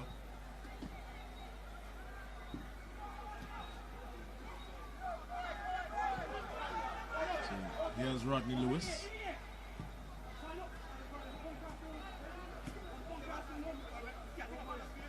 Johnny now for system 3. Valdo Anderson wins it. Gets it back from Matt Bonnet. Matt Bonnet plays it over the top. Tries to find Enrique Millington. Unable to do so. To Shari Lewis with a heavy force touch. And it will be a throw-in to Hope International on the far side. It's 2-1 here at the Victoria Park. This is the second of a doubleheader here at the Victoria Park between Hope International and System 3. Hope having come from 1 goal down to lead 2-1 here. A double thus far by Mr. Valdo Anderson. Here's Nazim Bonnet, nutmegs Johnny. Tries to find Anderson for that hat-trick, but he was denied there just on the goal line basically. Here's Colin Joseph for System 3.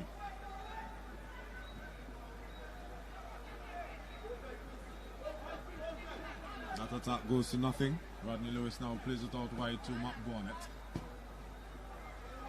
Bonnet plays it over the top.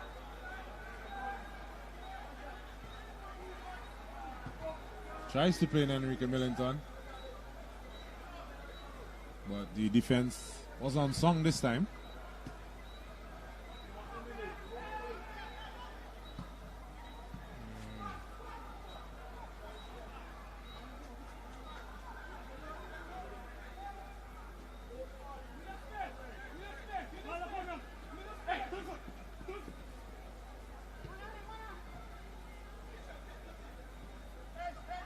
There's Thompson. Thompson plays it to his skipper. Skipper goes back to Douglas. Douglas goes to Miller. Then returns the favor to Douglas. Sutherland nicks in ahead of Valdo Anderson to win possession. Good play there by Kendall Douglas. He's ever so assured in his play.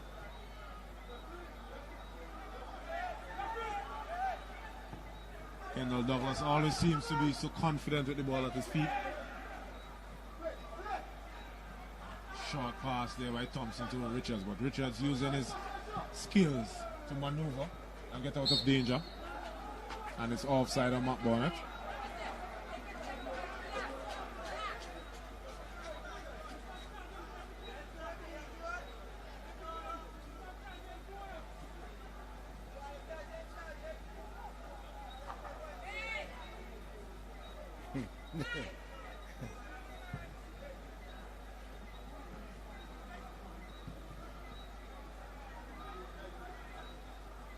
System 3. As they come forward, there's Keno Matthews, plays it to Miller. Miller clears it. I don't think that is what he was aiming for though.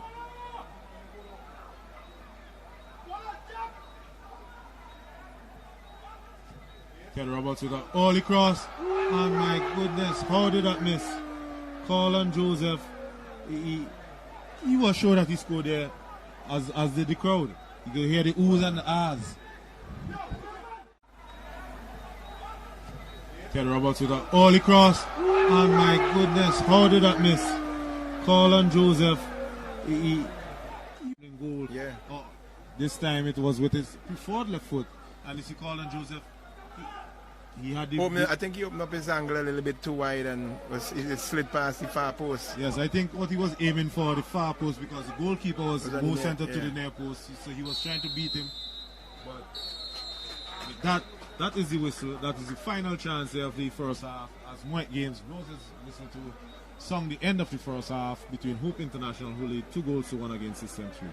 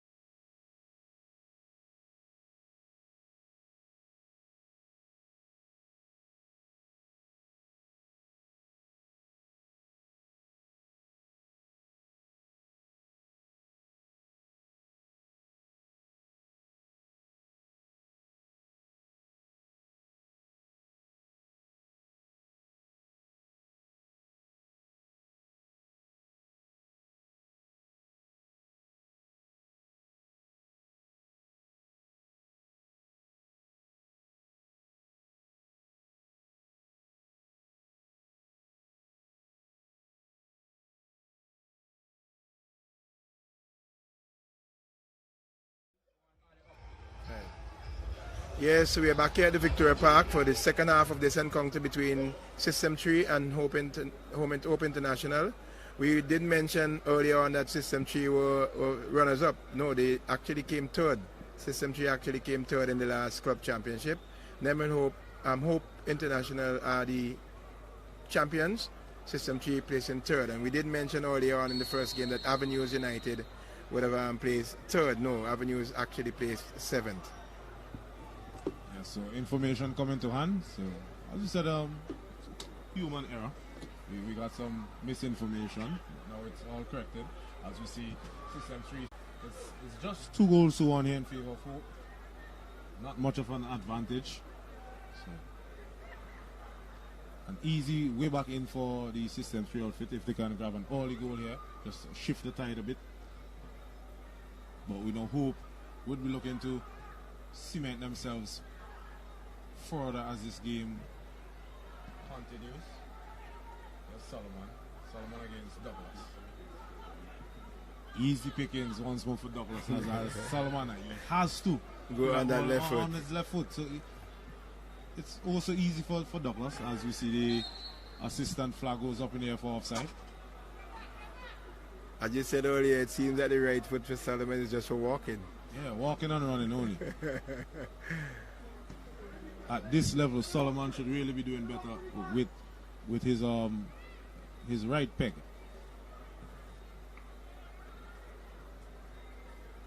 So that will be a duel that will be never ending tonight between Douglas and Solomon. As that shot there by Layou it was close from our vantage point, but Batties didn't see much of the intention was good. Tried to place it into the top half, top left upright of the goal, but it curved away and went out into touch for a goal kick.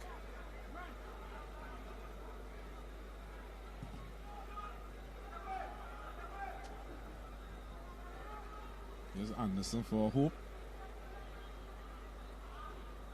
Annoyed with himself there for failing to play in his strike partner Matt Bonnet. And in the first half, we hardly saw Hendrickson Millington on the ball. So he is a very good outlet for the Hope team. As we see Davis there, almost gifted it to Hendrickson Millington. Davis will be counting his lucky stars there, because surely had that ball found its feet to Millington, he would have been having some work to do.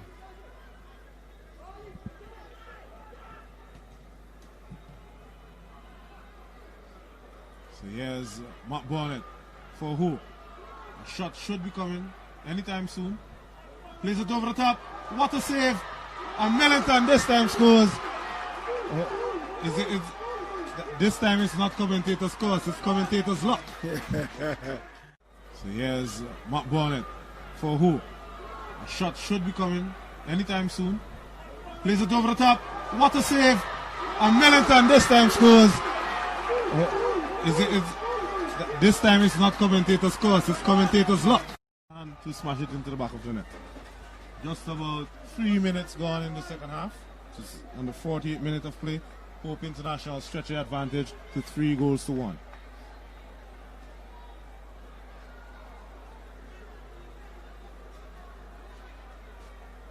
That was a very good finish there by Hendrickson Millington. He followed up nicely and put it away quite efficiently indeed. Yes, as I was saying a few moments ago, Millington, if you get him in on action, you're certainly to have goals. Because he has it in him. He loves running at defenders, and he also loves to shoot. And he knows how to find the back of the net.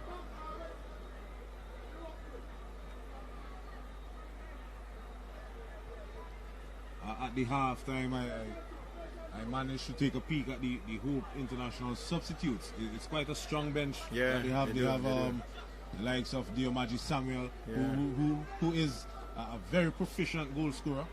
Cameron Osment, aka Rusty, is also Juma Jilks. Juma Jilks, yeah. As we call him. Yeah. We know he's a man. He's the orchestrator of the Hope midfield. Yep. So we've yet to see that in the mix. So System 3, it could be quite a long night for them.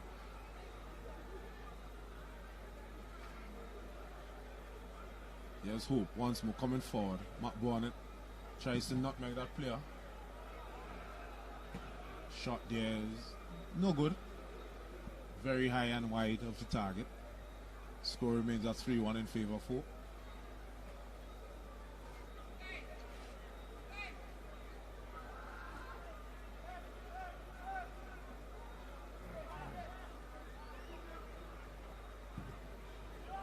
Baptiste with the goal kick for Hope.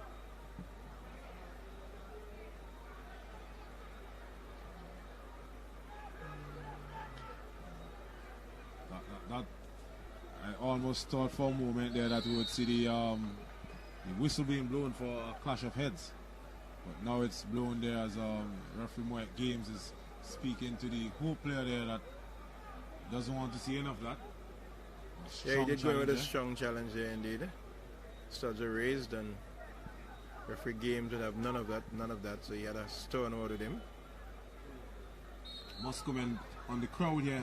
Quite Yes, a nice crowd here. Yes, I was really mentioning it surprised earlier me on. with the amount of people that are here in today's contest. It's a good feeling to see in the opening day of football. Of football that you have that crowd. Let's hope that the amount of persons here could only increase further as the competition continues, but we know it tends to drop off. Well, that can only happen if the teams continue to play good football. Once you play good football, people will come out to look at you, and and your supporters will come around. It's a good crowd for the starters here, and I think one of the issues is that last competition with the COVID regulations in place, most of the teams played their games on the virtually empty park, and that didn't augur well for football at all. Yes, so the crowds are back. And the fans also will be missing coming to the action to witness games. Yeah. Yeah. And I spoke with someone at halftime. They said the entrance fee is only $3. So right. I guess that's also why probably Black Friday. I'm not probably. sure. And given the fact also that in the last competition it ended so close in terms of points, and at it went right down to the wire. So I think a lot of some neat football here by System 3. Lavier tries to play. There's Collis. Can't get around. We hope defense. As that youngster stuck to his stars pretty well. That's Kushari Lewis.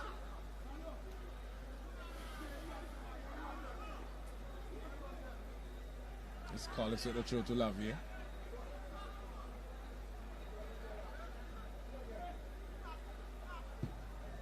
Johnny with a cross.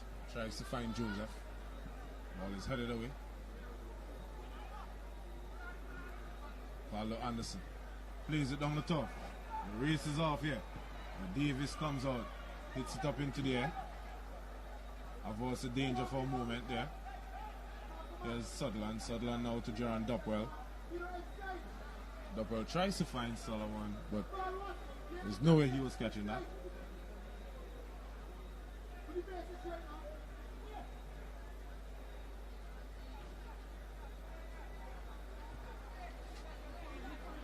Here's Keno Matthews to Jalen Miller. Plays it down the line. Picked up now by Enrique Millington, who loses possession.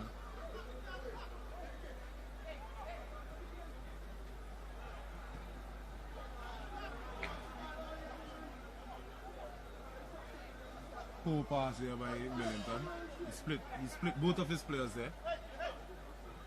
As Francis now for System 3 goes back to his shot stopper, Mr. Davis.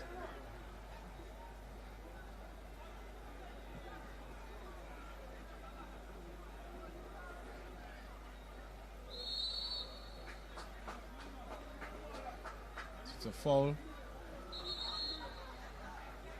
A foul for System 3. White Games. The signal was a free kick in favor of the System 3 outfit. Not too certain why. Definitely love to see a replay there, if possible, to see the reason why Games.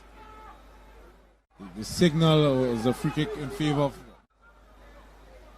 Probably for the hand in the face or something. You know that as we were commenting earlier, that the rules are changing rapidly. Once you raise your hand above shoulder and it interferes with the face of the opponent, you're more than likely to be cautioned or get a free kick. Seems to be Azina Solomon once more standing over this free kick. Think he'll be looking to whip it in hard. This time he goes to Ted Roberts. Ted Roberts plays it. Stopped there by Batiste. It was a good stop. Batiste comes out, fumblers, and it's a goal. I'm not too sure. It seems. Think he'll be looking to whip it in hard. This time he goes to Ted Roberts. Ted Roberts plays it. Stopped there by Batiste. It was a good stop. Batiste comes out, fumblers, and it's a goal.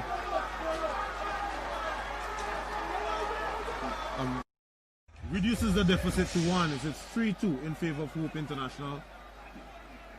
So Sutherland making sure that he coming forward from his defensive position to score from that mistake there by Batiste. But it was a good shot by Ted Roberts Jr. He really made the goalkeeper do some work, and he was not able to hold on, and Javin was able to capitalize in a similar way as Skinner Matthews being able to capitalize from the save from Valdo Anderson. From Valdo. Enrique Millington. Yeah, exactly. Both guys, they had yeah, rebounds Valdo, basically. right, yeah. As you see, Hope International almost going down the other end and scoring.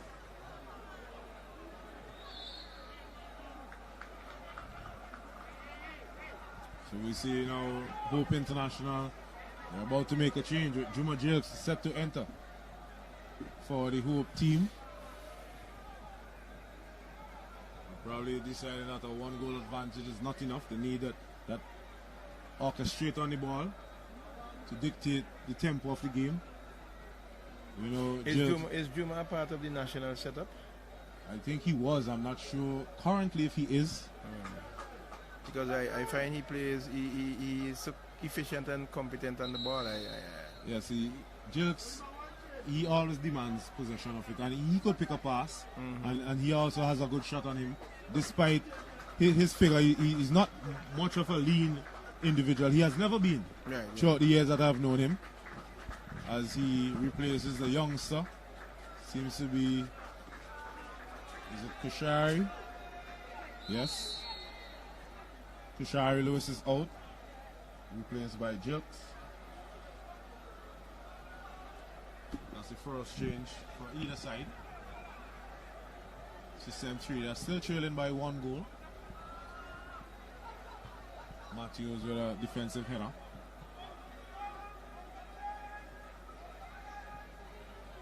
Another goal here for System 3 could really up the tempo. Yeah, definitely, because I mean, Hope being the defending champions will not want to go down or even get a joy in this encounter. They'll be fighting hard. System 3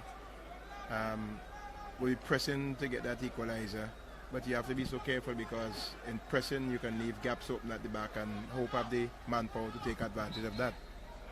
Yes, we see about 2 changes being lined up here by System 3. You see one of the coaches, Samuel Ralph, is ushering some instructions here to one of his players. Change will be done in a few minutes. It will be the number 5 and the number 24 for System 3. That's Aaron Jackson and Mr. Shane Lynch. Yeah. And these are 2 players who we have heard, whose names we hear a lot in terms of youth football and even into the under-20s and so on. They would have represented Simmons and the Grenadines in those competitions. So we see Johnny. Johnny is coming out. He's limping a bit, so only precaution. It also seems to be Ted Roberts. Is it? No, there's only one change thus far. One change so far. So it seems to be Ted has come over to the left of the defense. Yeah, because Johnny was playing at that side. So Johnny was playing on the right back. On the right back? Yeah. So they probably made a switch.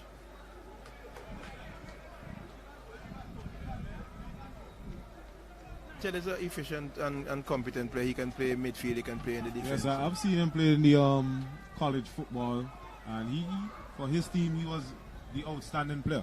And at one time I was saying, why they are wasting him in defense when he would have been much better suited to play in the midfield role.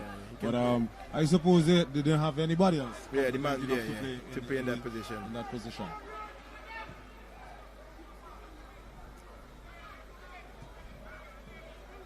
As Matt Bonnet is released on the left hand side, there's a lot of System 3 players back defending.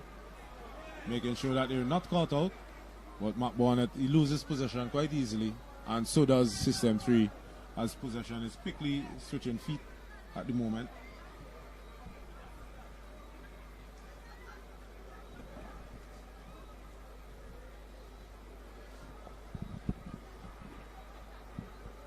Let's hope they're just trying to maintain possession.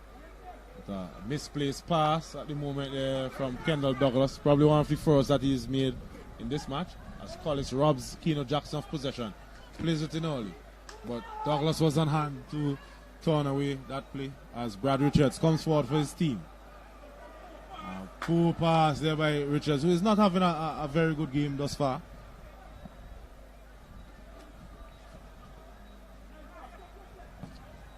This Millington, a big boot to it.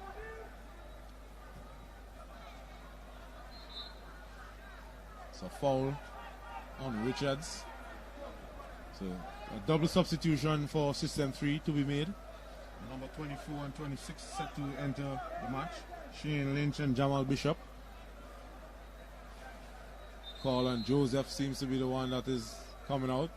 Don't think he will be too happy about that. He normally loves to play the entire match. Yep. But he touches his teammate nonetheless.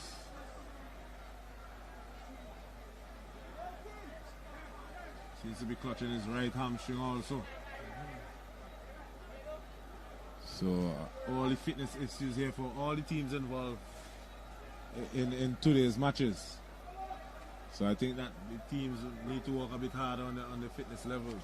Well, I know the System 3 team have been working hard and they've been doing the training. I have not seen Colin in the setup in their training, so I don't know if it's a case of work commitments and so on, but I have seen them at the grammar school playing field on a number of occasions, and I've not really seen him there among the times that I've seen that team training. So we see another change here. Desmond Lave, he comes out, replaced by Jamal Bishop.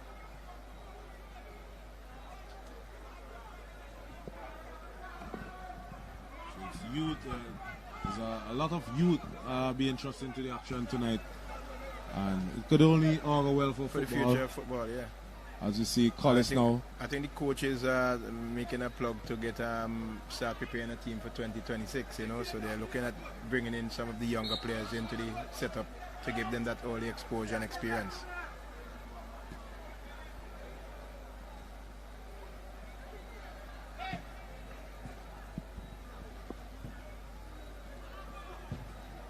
Miller walks it downfield. There's Millington. Gets away from two. Plays it out to Jilks. And this is where you will see the craft of Jilks on show. He's not afraid to be tackled. He knows what kind of skills that he has, as Anderson there just tripping over his own feet.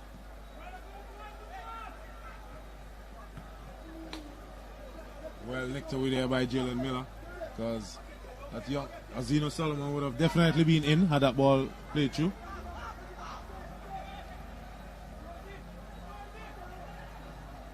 Davis making another fluff with the ball at his feet. That's about the third time this evening. So here's Ted Roberts, picks it up now for System 3. Looking for a run of his forward men. Plays it inside. Doppel with a poor force touch. One there by Matt Bonnet. Matt Bonnet plays it to Kendall Douglas, who would almost always look to come forward with the ball at his feet. Here's Millington. Plays in Matt Bonnet.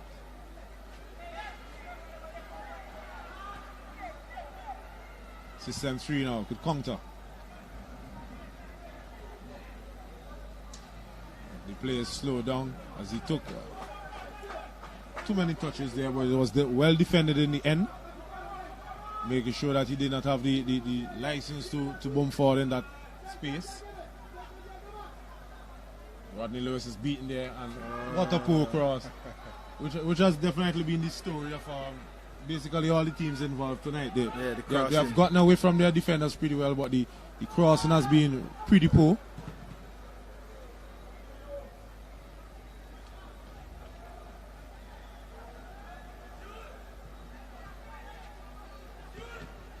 System 3. They're trying to level things up here at the Victoria Park. They're just trailing by a single goal.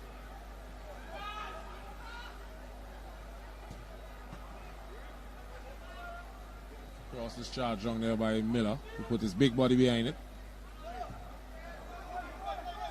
There's Anderson. Anderson finds Gilks.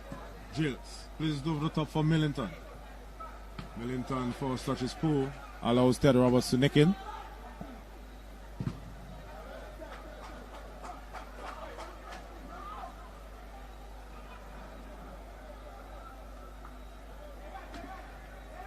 It will be a throw into the Hope team, picked up by Keno Matthews, another former member of Greg's team, and I think he also played for SV United. Yeah. Another gifted athlete. He has a lot of pace, but pace seems to have diminished a bit over the last few years. He's also a good cricketer. So we have a lot of athletes who are well-rounded in different aspects of sports. There's Douglas for Hope. There's a loose pass. Luckily enough, that ball did not fall kindly to the feet of a System 3 player. For the neutrals, I would definitely love to see another goal for System 3. That would open up the game wide, and we'll see some good. I think we'll be in for the last 20 or so minutes of good soccer. As you see, a good shot there by Nazir McBornett, but equal to the task was Garwin Davis, who made sure that he turned that ball this time around the post and did not give up a rebound to any honor. I think we'll be in for the last 20 or so minutes of good soccer. As you see, a good shot there by Nazir McBornett, but equal to the task was Garwin. For the future, giving them that opportunity at this very early age to, gain and garner the experience. And I could only look forward to seeing them further down the road, probably in the next year or two, when they would have gelled together. I mean, they would have been playing quite a bit since from the youth system come up. But to see them in the senior team now, it's really something good to see.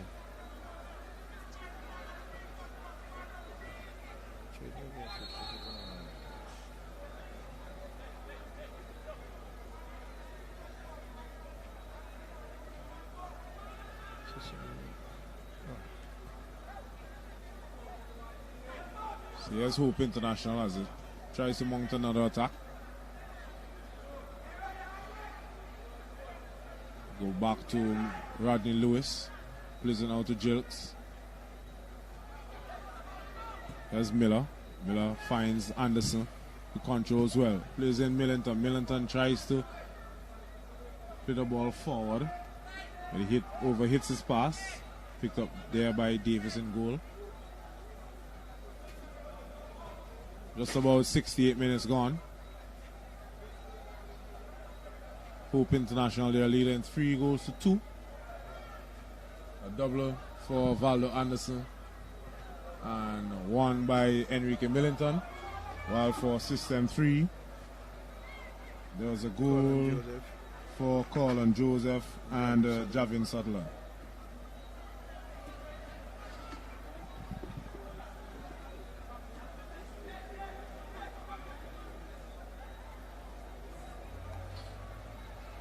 It's a corner kick now for the System 3 outfit. As the referee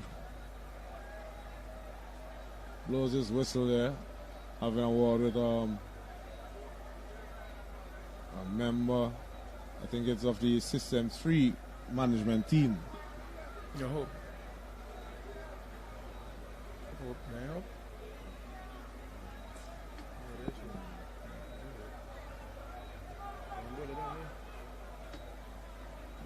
Yeah, sorry, it seems to be Hope. Yeah, a member of the Hope management team behind there. There's Akeem John and another member there. Probably just trying to get a closer look at the action.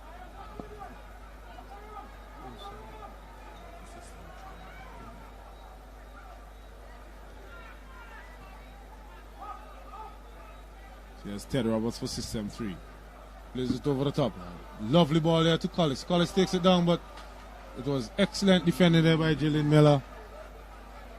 Had he not been aware of that, Collins surely would have been in on goal. Had Collins been able to play that one touch, he could have beaten the goalkeeper because it came nicely for him, fair nice for him for a one-time volley. He should have not tried to volley it past the goalkeeper.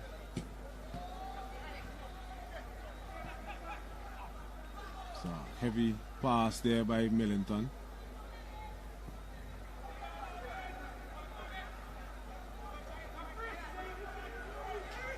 There's system 3. Substitutes combining.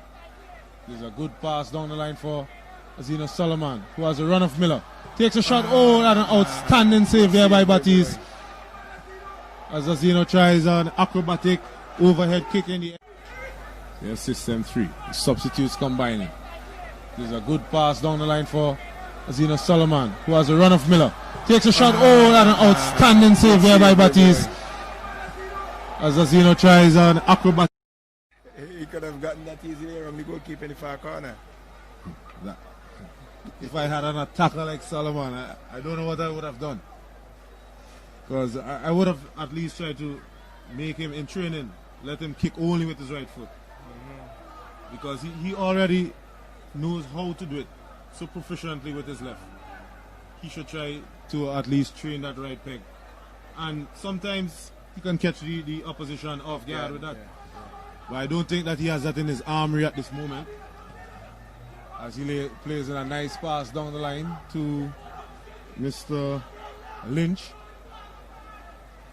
Lynch plays it across. The ball finds Solomon, who is blocked there. He's looking at the referee for a sympathy call. And a push there in the back by Kevin Francis on Valdo Anderson, who's having a bit of a words to say to Bobbin, who's also throwing a few spots back at him.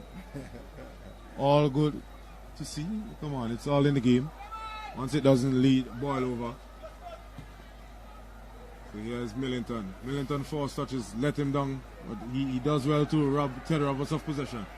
Looks up, lays it on the top though to Jilks, but last ditch defending there. Here's Nazir McBornett, showing off his footballing skills as good defending by System System 3. Shot is blocked. System 3, they're making sure that they have numbers back and bodies behind that ball. As there's another change for System 3, Marcus Denny is set to enter the fray whenever this ball goes out of touch.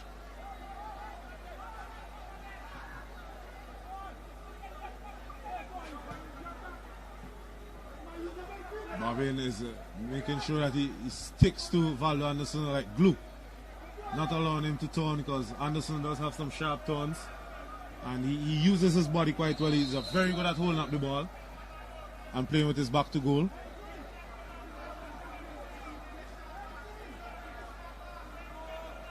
So it's Dopwell to exit, and now you can exit from any side of the field, which is another good thing. You cut down on the time wasting. So Marcus Denny enters for System 3.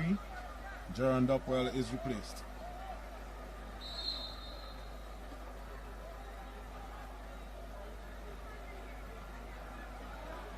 System 3 as they get away.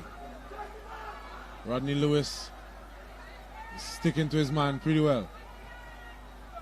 And Hope defend pretty well as Brad Richards passes it now to Jilks. Jilks spreads it down the top for the speedy Nazir McBornett.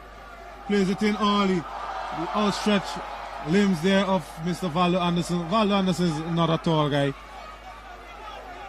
Brad Richards passes it now to Jilks. Jilks spreads it down the top for the speedy Nazir McBornett.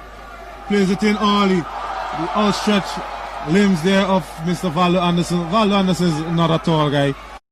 Spread it down the top pretty well to Mr. McBornett, who then played it in, but Anderson just couldn't get anything onto it.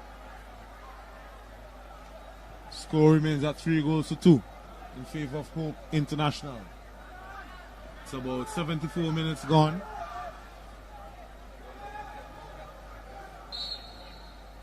So a free kick to System 3. That seemed pretty easy one.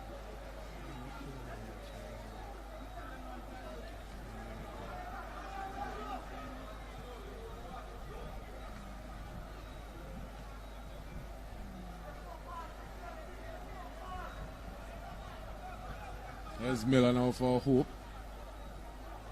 Plays it to his centre-back partner, Kendall Douglas. Tries to find Anderson. Sutherland misses.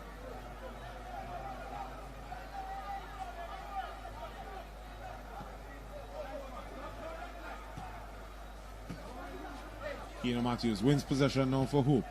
Tries to play in Millington. He's now out of position. Could system 3 capitalize? A good pass there by Roberts. But Kendall Douglas equal to the task. The defense for Hope has stood pretty strong. Yeah, definitely. Reading a lot of these through balls by the system 3 outfit. Brad Richards plays in Anderson.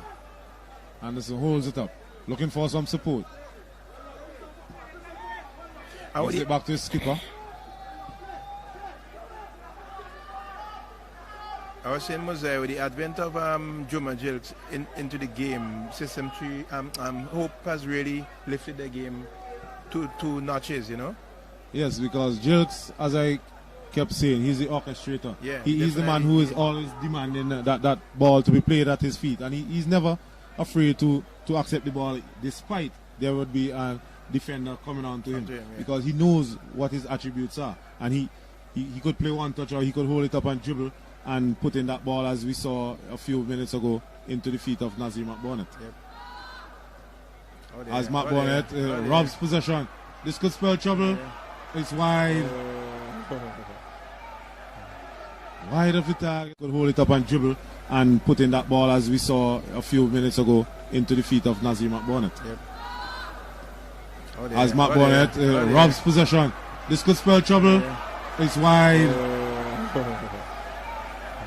Burnett, who could not inject further trouble into the System 3 team. And as a person who represents and who is playing on the national setup, I would have really thought that he would have made a better effort of that. That was a sitter, and one he had so many options there, you know, but he kicked it wide of the upright.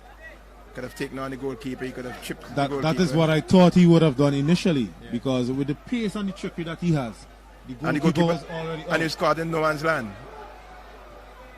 So Solomon plays it now to Denny. What a shot. And what a block there by Jalen Miller. He may require some attention, but he's a big buck, if I can say that. That's called taking one for the keeper. Already and he scored in no man's land. So Solomon plays it now to Denny. What a shot. And what a block there by Jalen Miller. He may require some attention, but he's a big buck. But he's good. As you can see, his strong body there coming up off the turf, shaking that off, taking one for the team. And he will survive and live to face yet more action. Yeah. As you see, a lovely crowd. We must really commend the crowd for coming out here today. It's one of the biggest that I've seen for opening. Of a club championship, yes, without a shadow of a doubt. We have the double-decker stand almost filled. We have quite a number of persons milling around in front of the bar there and in the roadway. We have the stand over yonder, the main stand over yonder, almost being filled also. You see Matt Bonnet now plays in Jilks, and Jilks rushed the shot. He was probably looking to be a hero there. Jilks rushed the shot. He was for it to be played into him in an onside position. Another chance goes a begging. Could these chances come back to haunt the Hope International team? One would only have to wait and see. As we see a change is being lined up here for Hope International team. Kevin Samuel, aka Cattleman, is set to enter for Hope team. Is also the number 11 for Hope. Mr. Jassim James is set to come in. Kevin Samuel, we know once he gets his opportunity, he would be looking to punch it all on him bag. As I said, he is stranger to scoring goals. That's Diomaji Samuel, yes, Samuel, yeah. also a former member of the Camden Chelsea team. Yep. Well, he has played for quite a number of teams, and in every league that he plays, you'd hear his name being mentioned for scoring goals. Yes, in a lot of the lower leagues that we have around the island, 9 out of 10 times that he plays, he would win the most goals competition. Unfortunately, that is not able to chance international duties, and that's how we want it to be done. He still has to wait for his chance. I'm not sure why the double change was not made, as it was a hope player that went on in Jassim James.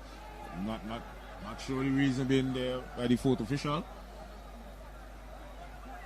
As you see, a change here for the system 3 to be made is Lonzo, a veteran player, experienced campaigner. Yep. Former captain also for this team. Not sure if he'll be wearing the captain's armband when he enters. A chance now for James, who has just entered with his first touch. Valdo Anderson with a lovely turn there, but the defense stood tall. Had he managed to turn with the ball at his feet, I'm pretty sure he would have won his hat-trick. System 3. He might be the man being ejected in a few minutes for Samuel, so I think that he would like to at least register his hat-trick.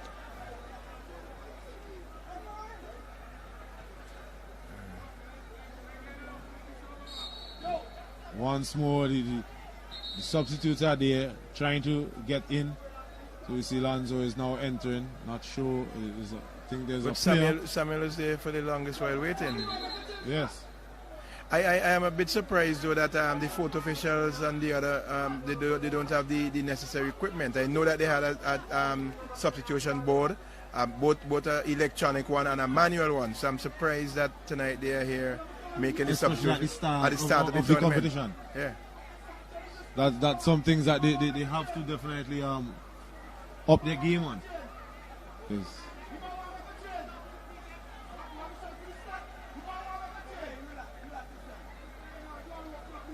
So we see Denny. Yeah, just having some words to the fourth official there and the linesman, because Kevin Samuel was there for about 3 to 5 minutes waiting to enter the fray. There were two changes that were made. I would tell you something though. Sometimes a simple thing like filling out the card is filled out incorrectly, and you have to make that correction. And that's how it is sometimes. I've been involved in the officiating. I've seen many an instance you have a wrong number, you have a wrong name. Sometimes in haste to write up, you write the wrong person. The person who's coming out, as the person who's going in, you have them for out and all of that. So that had to be corrected sometimes. So here's James. Kills that ball pretty well there, but he unable to turn and beat Ted Roberts.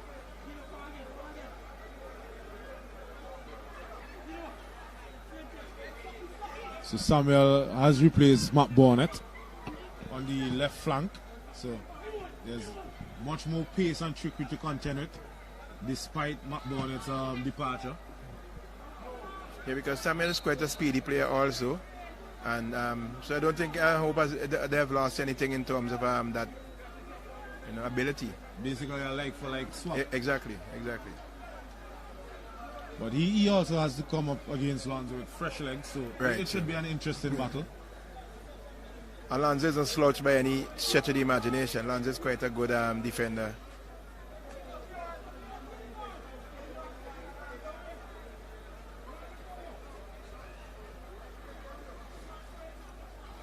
I think Pope would be looking to maximize the clock as much as possible with about 84 minutes gone. So here's Hope as they come forward. Anderson plays it to James. James goes wide to Jassim James. James with a poor pass to Anderson, who does well to keep it in touch. Anderson had a lot of ground to make up there. But here's Keno Matthews. Plays in Anderson, and Anderson's offside. So Farrell there, not amused with Matthews' play on that particular instance.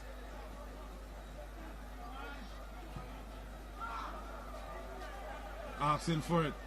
There's a poor pass in the end there by the number 16, Mr. Tevin Thompson.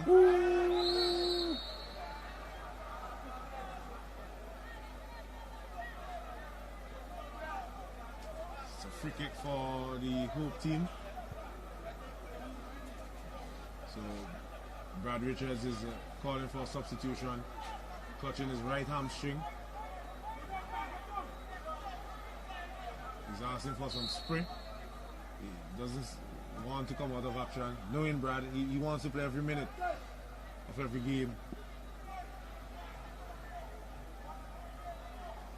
He's a skipper, so he'll be looking to lead his team from the start to finish in this opening contest. And at the moment, they are winning. And as you can see, Richards has a tape on his hamstring, so that could be a bother for him. So, he's taking it off. Yeah, he's taking it off, so he no longer wants that on him. I just overheard him telling his manager, give me another 5 minutes or so.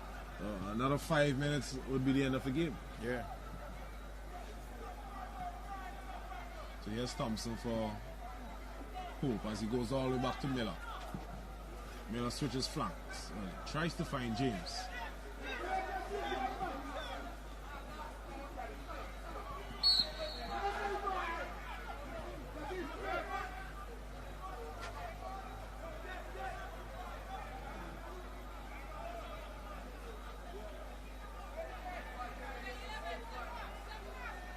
It's a free kick now for the System 3 team. Ted Roberts standing over it.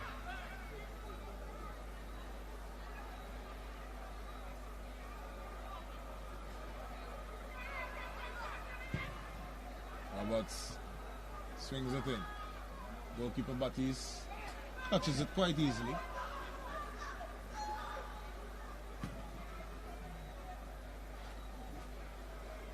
Batiste with a kick, unable to find Lewis or Samuel.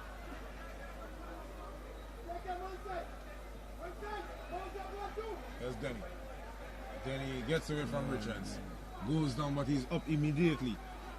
The referee was not interested. There's Douglas. Douglas finds Samuel. Samuel cuts inside. Plays it to Gilles. He's asking for it. Gilles holds it up. He's very much annoyed with Gilles here for not releasing him with that 1-2. Here's Anderson James. Anderson gets away from Francis. Plays it in. And Samuel loses his footing at that moment when he was looking to strike it. The surface is slippery. But nonetheless, it ends up for a corner kick for the Hope team. As you see, Mike Games. No, he's signaling for a goal kick. So everyone else was lining up for the corner, including the linesman. But the referee overrules. Here's Samuel. Picks up possession.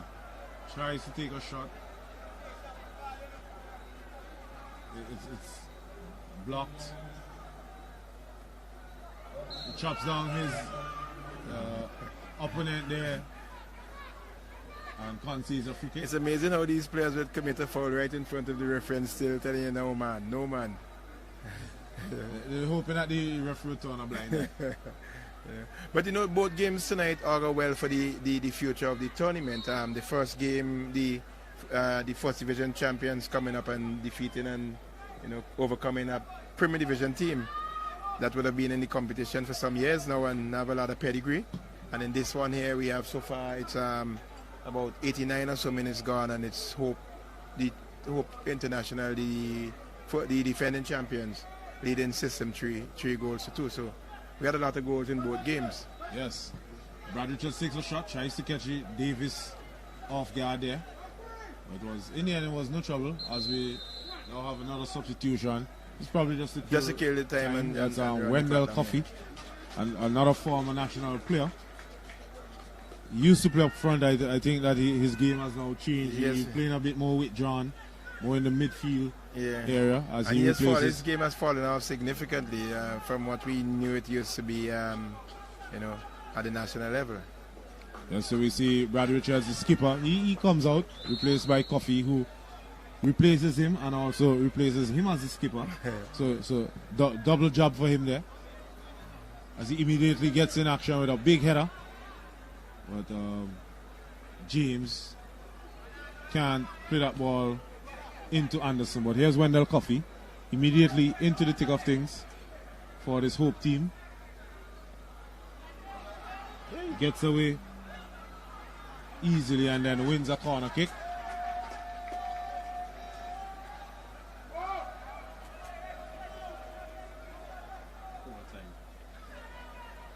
So we're now into injury time. We're not sure how many. As we said, there's no indication.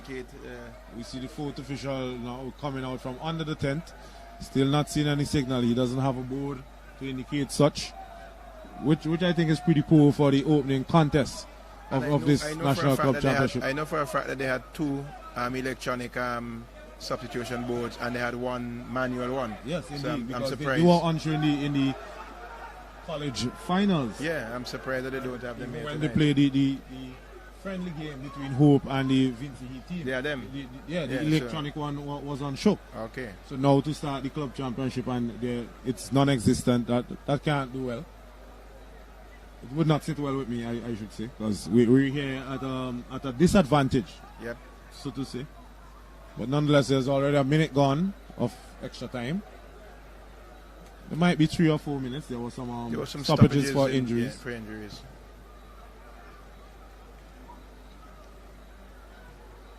So here's Samuel now being released. Cuts inside. Tries to play in Valdo Anderson. I think this time he would have been better served cutting in and trying to take a shot. But it's now in favor of the Hope team with a corner kick as time is winding down. And this is what Hope would want. I don't think that they will be looking to play this in. As I said, they're playing it short. Samuel this time whips it in. A header there by Douglas.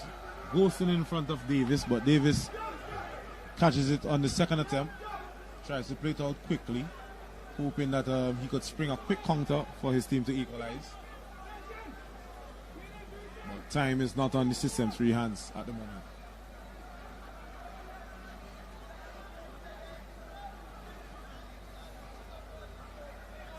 There's Wendell Coffey. Jassim James is offside. But the ball went into the arms of the goalkeeper. So he did well to just lower his flag. Here's Marcus Denny. Wriggling away from Coffey. But the defense for Hope stood strong. Here's Kendall Douglas coming forward. Plays in Kevin Samuel. A chance for him to wrap it up. A heavy force touch. Plays it. Kevin Francis can't get to it. And Kevin Samuel scores. And that is the final dagger. Should be the final dagger in the hearts of the System 3. Hope stood strong. Here's Kendall Douglas coming forward. Plays in Kevin Samuel. A chance for him to wrap it up. A heavy force touch. Plays it. Kevin Francis can't get to it. And Kevin Samuel scores. And that is the final dagger. Should be the final dagger. From goal. He couldn't do so. The ball had enough legs to go into the back of the net. Kevin Samuel, a late second half substitute for Hope International, increases the advantage to 4 goals to 2.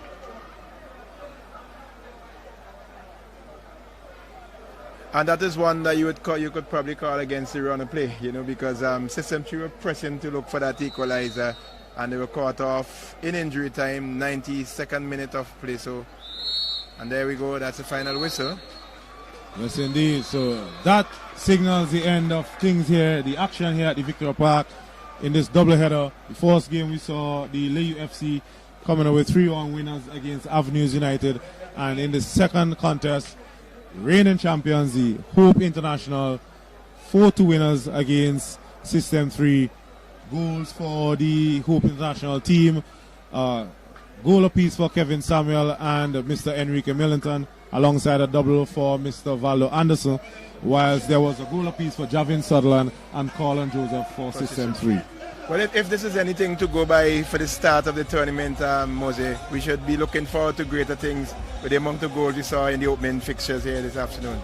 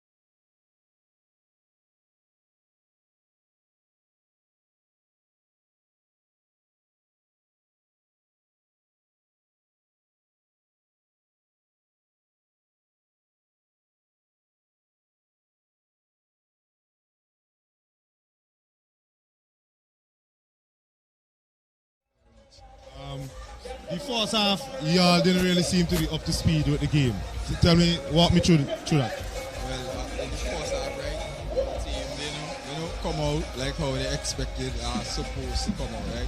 The team come out with a different kind of pace than we. So we sit back and play our game and come out with a victory. Yeah, what did the managers or the coach have to say to you guys at halftime after going in at level? Well, the managers and the coach knows that we ain't play our football, right? But we still come off 2-1. So they say wait until we start to play our football and then we know for sure we will be victorious in this game now. I see you coming off with a slight hamstring injury. Is that anything to be bothered by?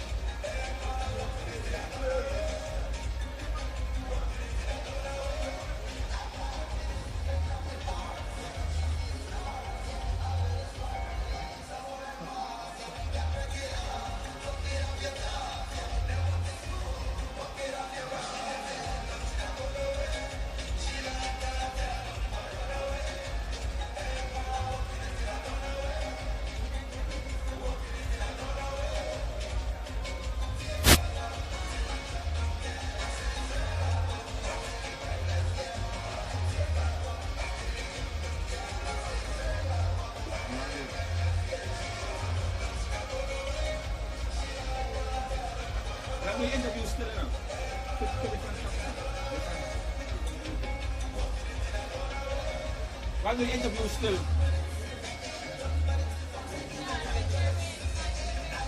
Yeah, but you ain't done.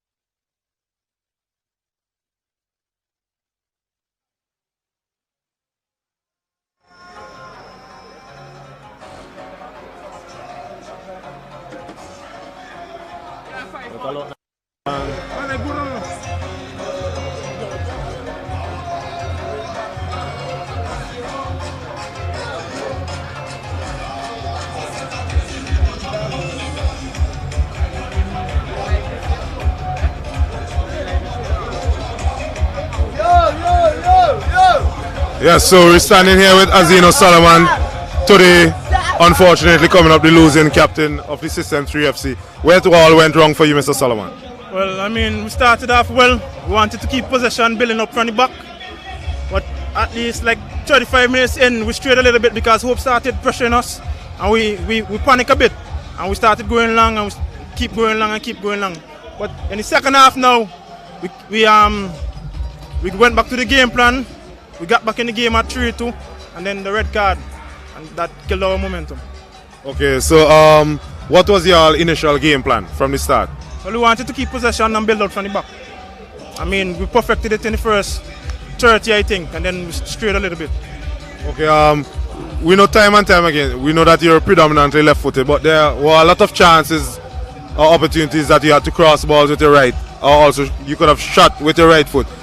But you didn't do so. Is that something you think that you could work on to at least catch the opponent off guard? Yes, of course. Of course, I need to work on my right foot. I need to be more clinical in front goal. Even not coming in from the right side. I doing all the hard work, and then the end product wasn't there today. So that's something I need to work on. Okay, and what is System 3 goals for this season? I mean, we want to win the championship. First place. And do you have any personal goals set? My personal goal is I would like to come out most goals this season. Alright, well, better luck next time, and hope that you could only get more and better as the season progresses. Yeah, thank you.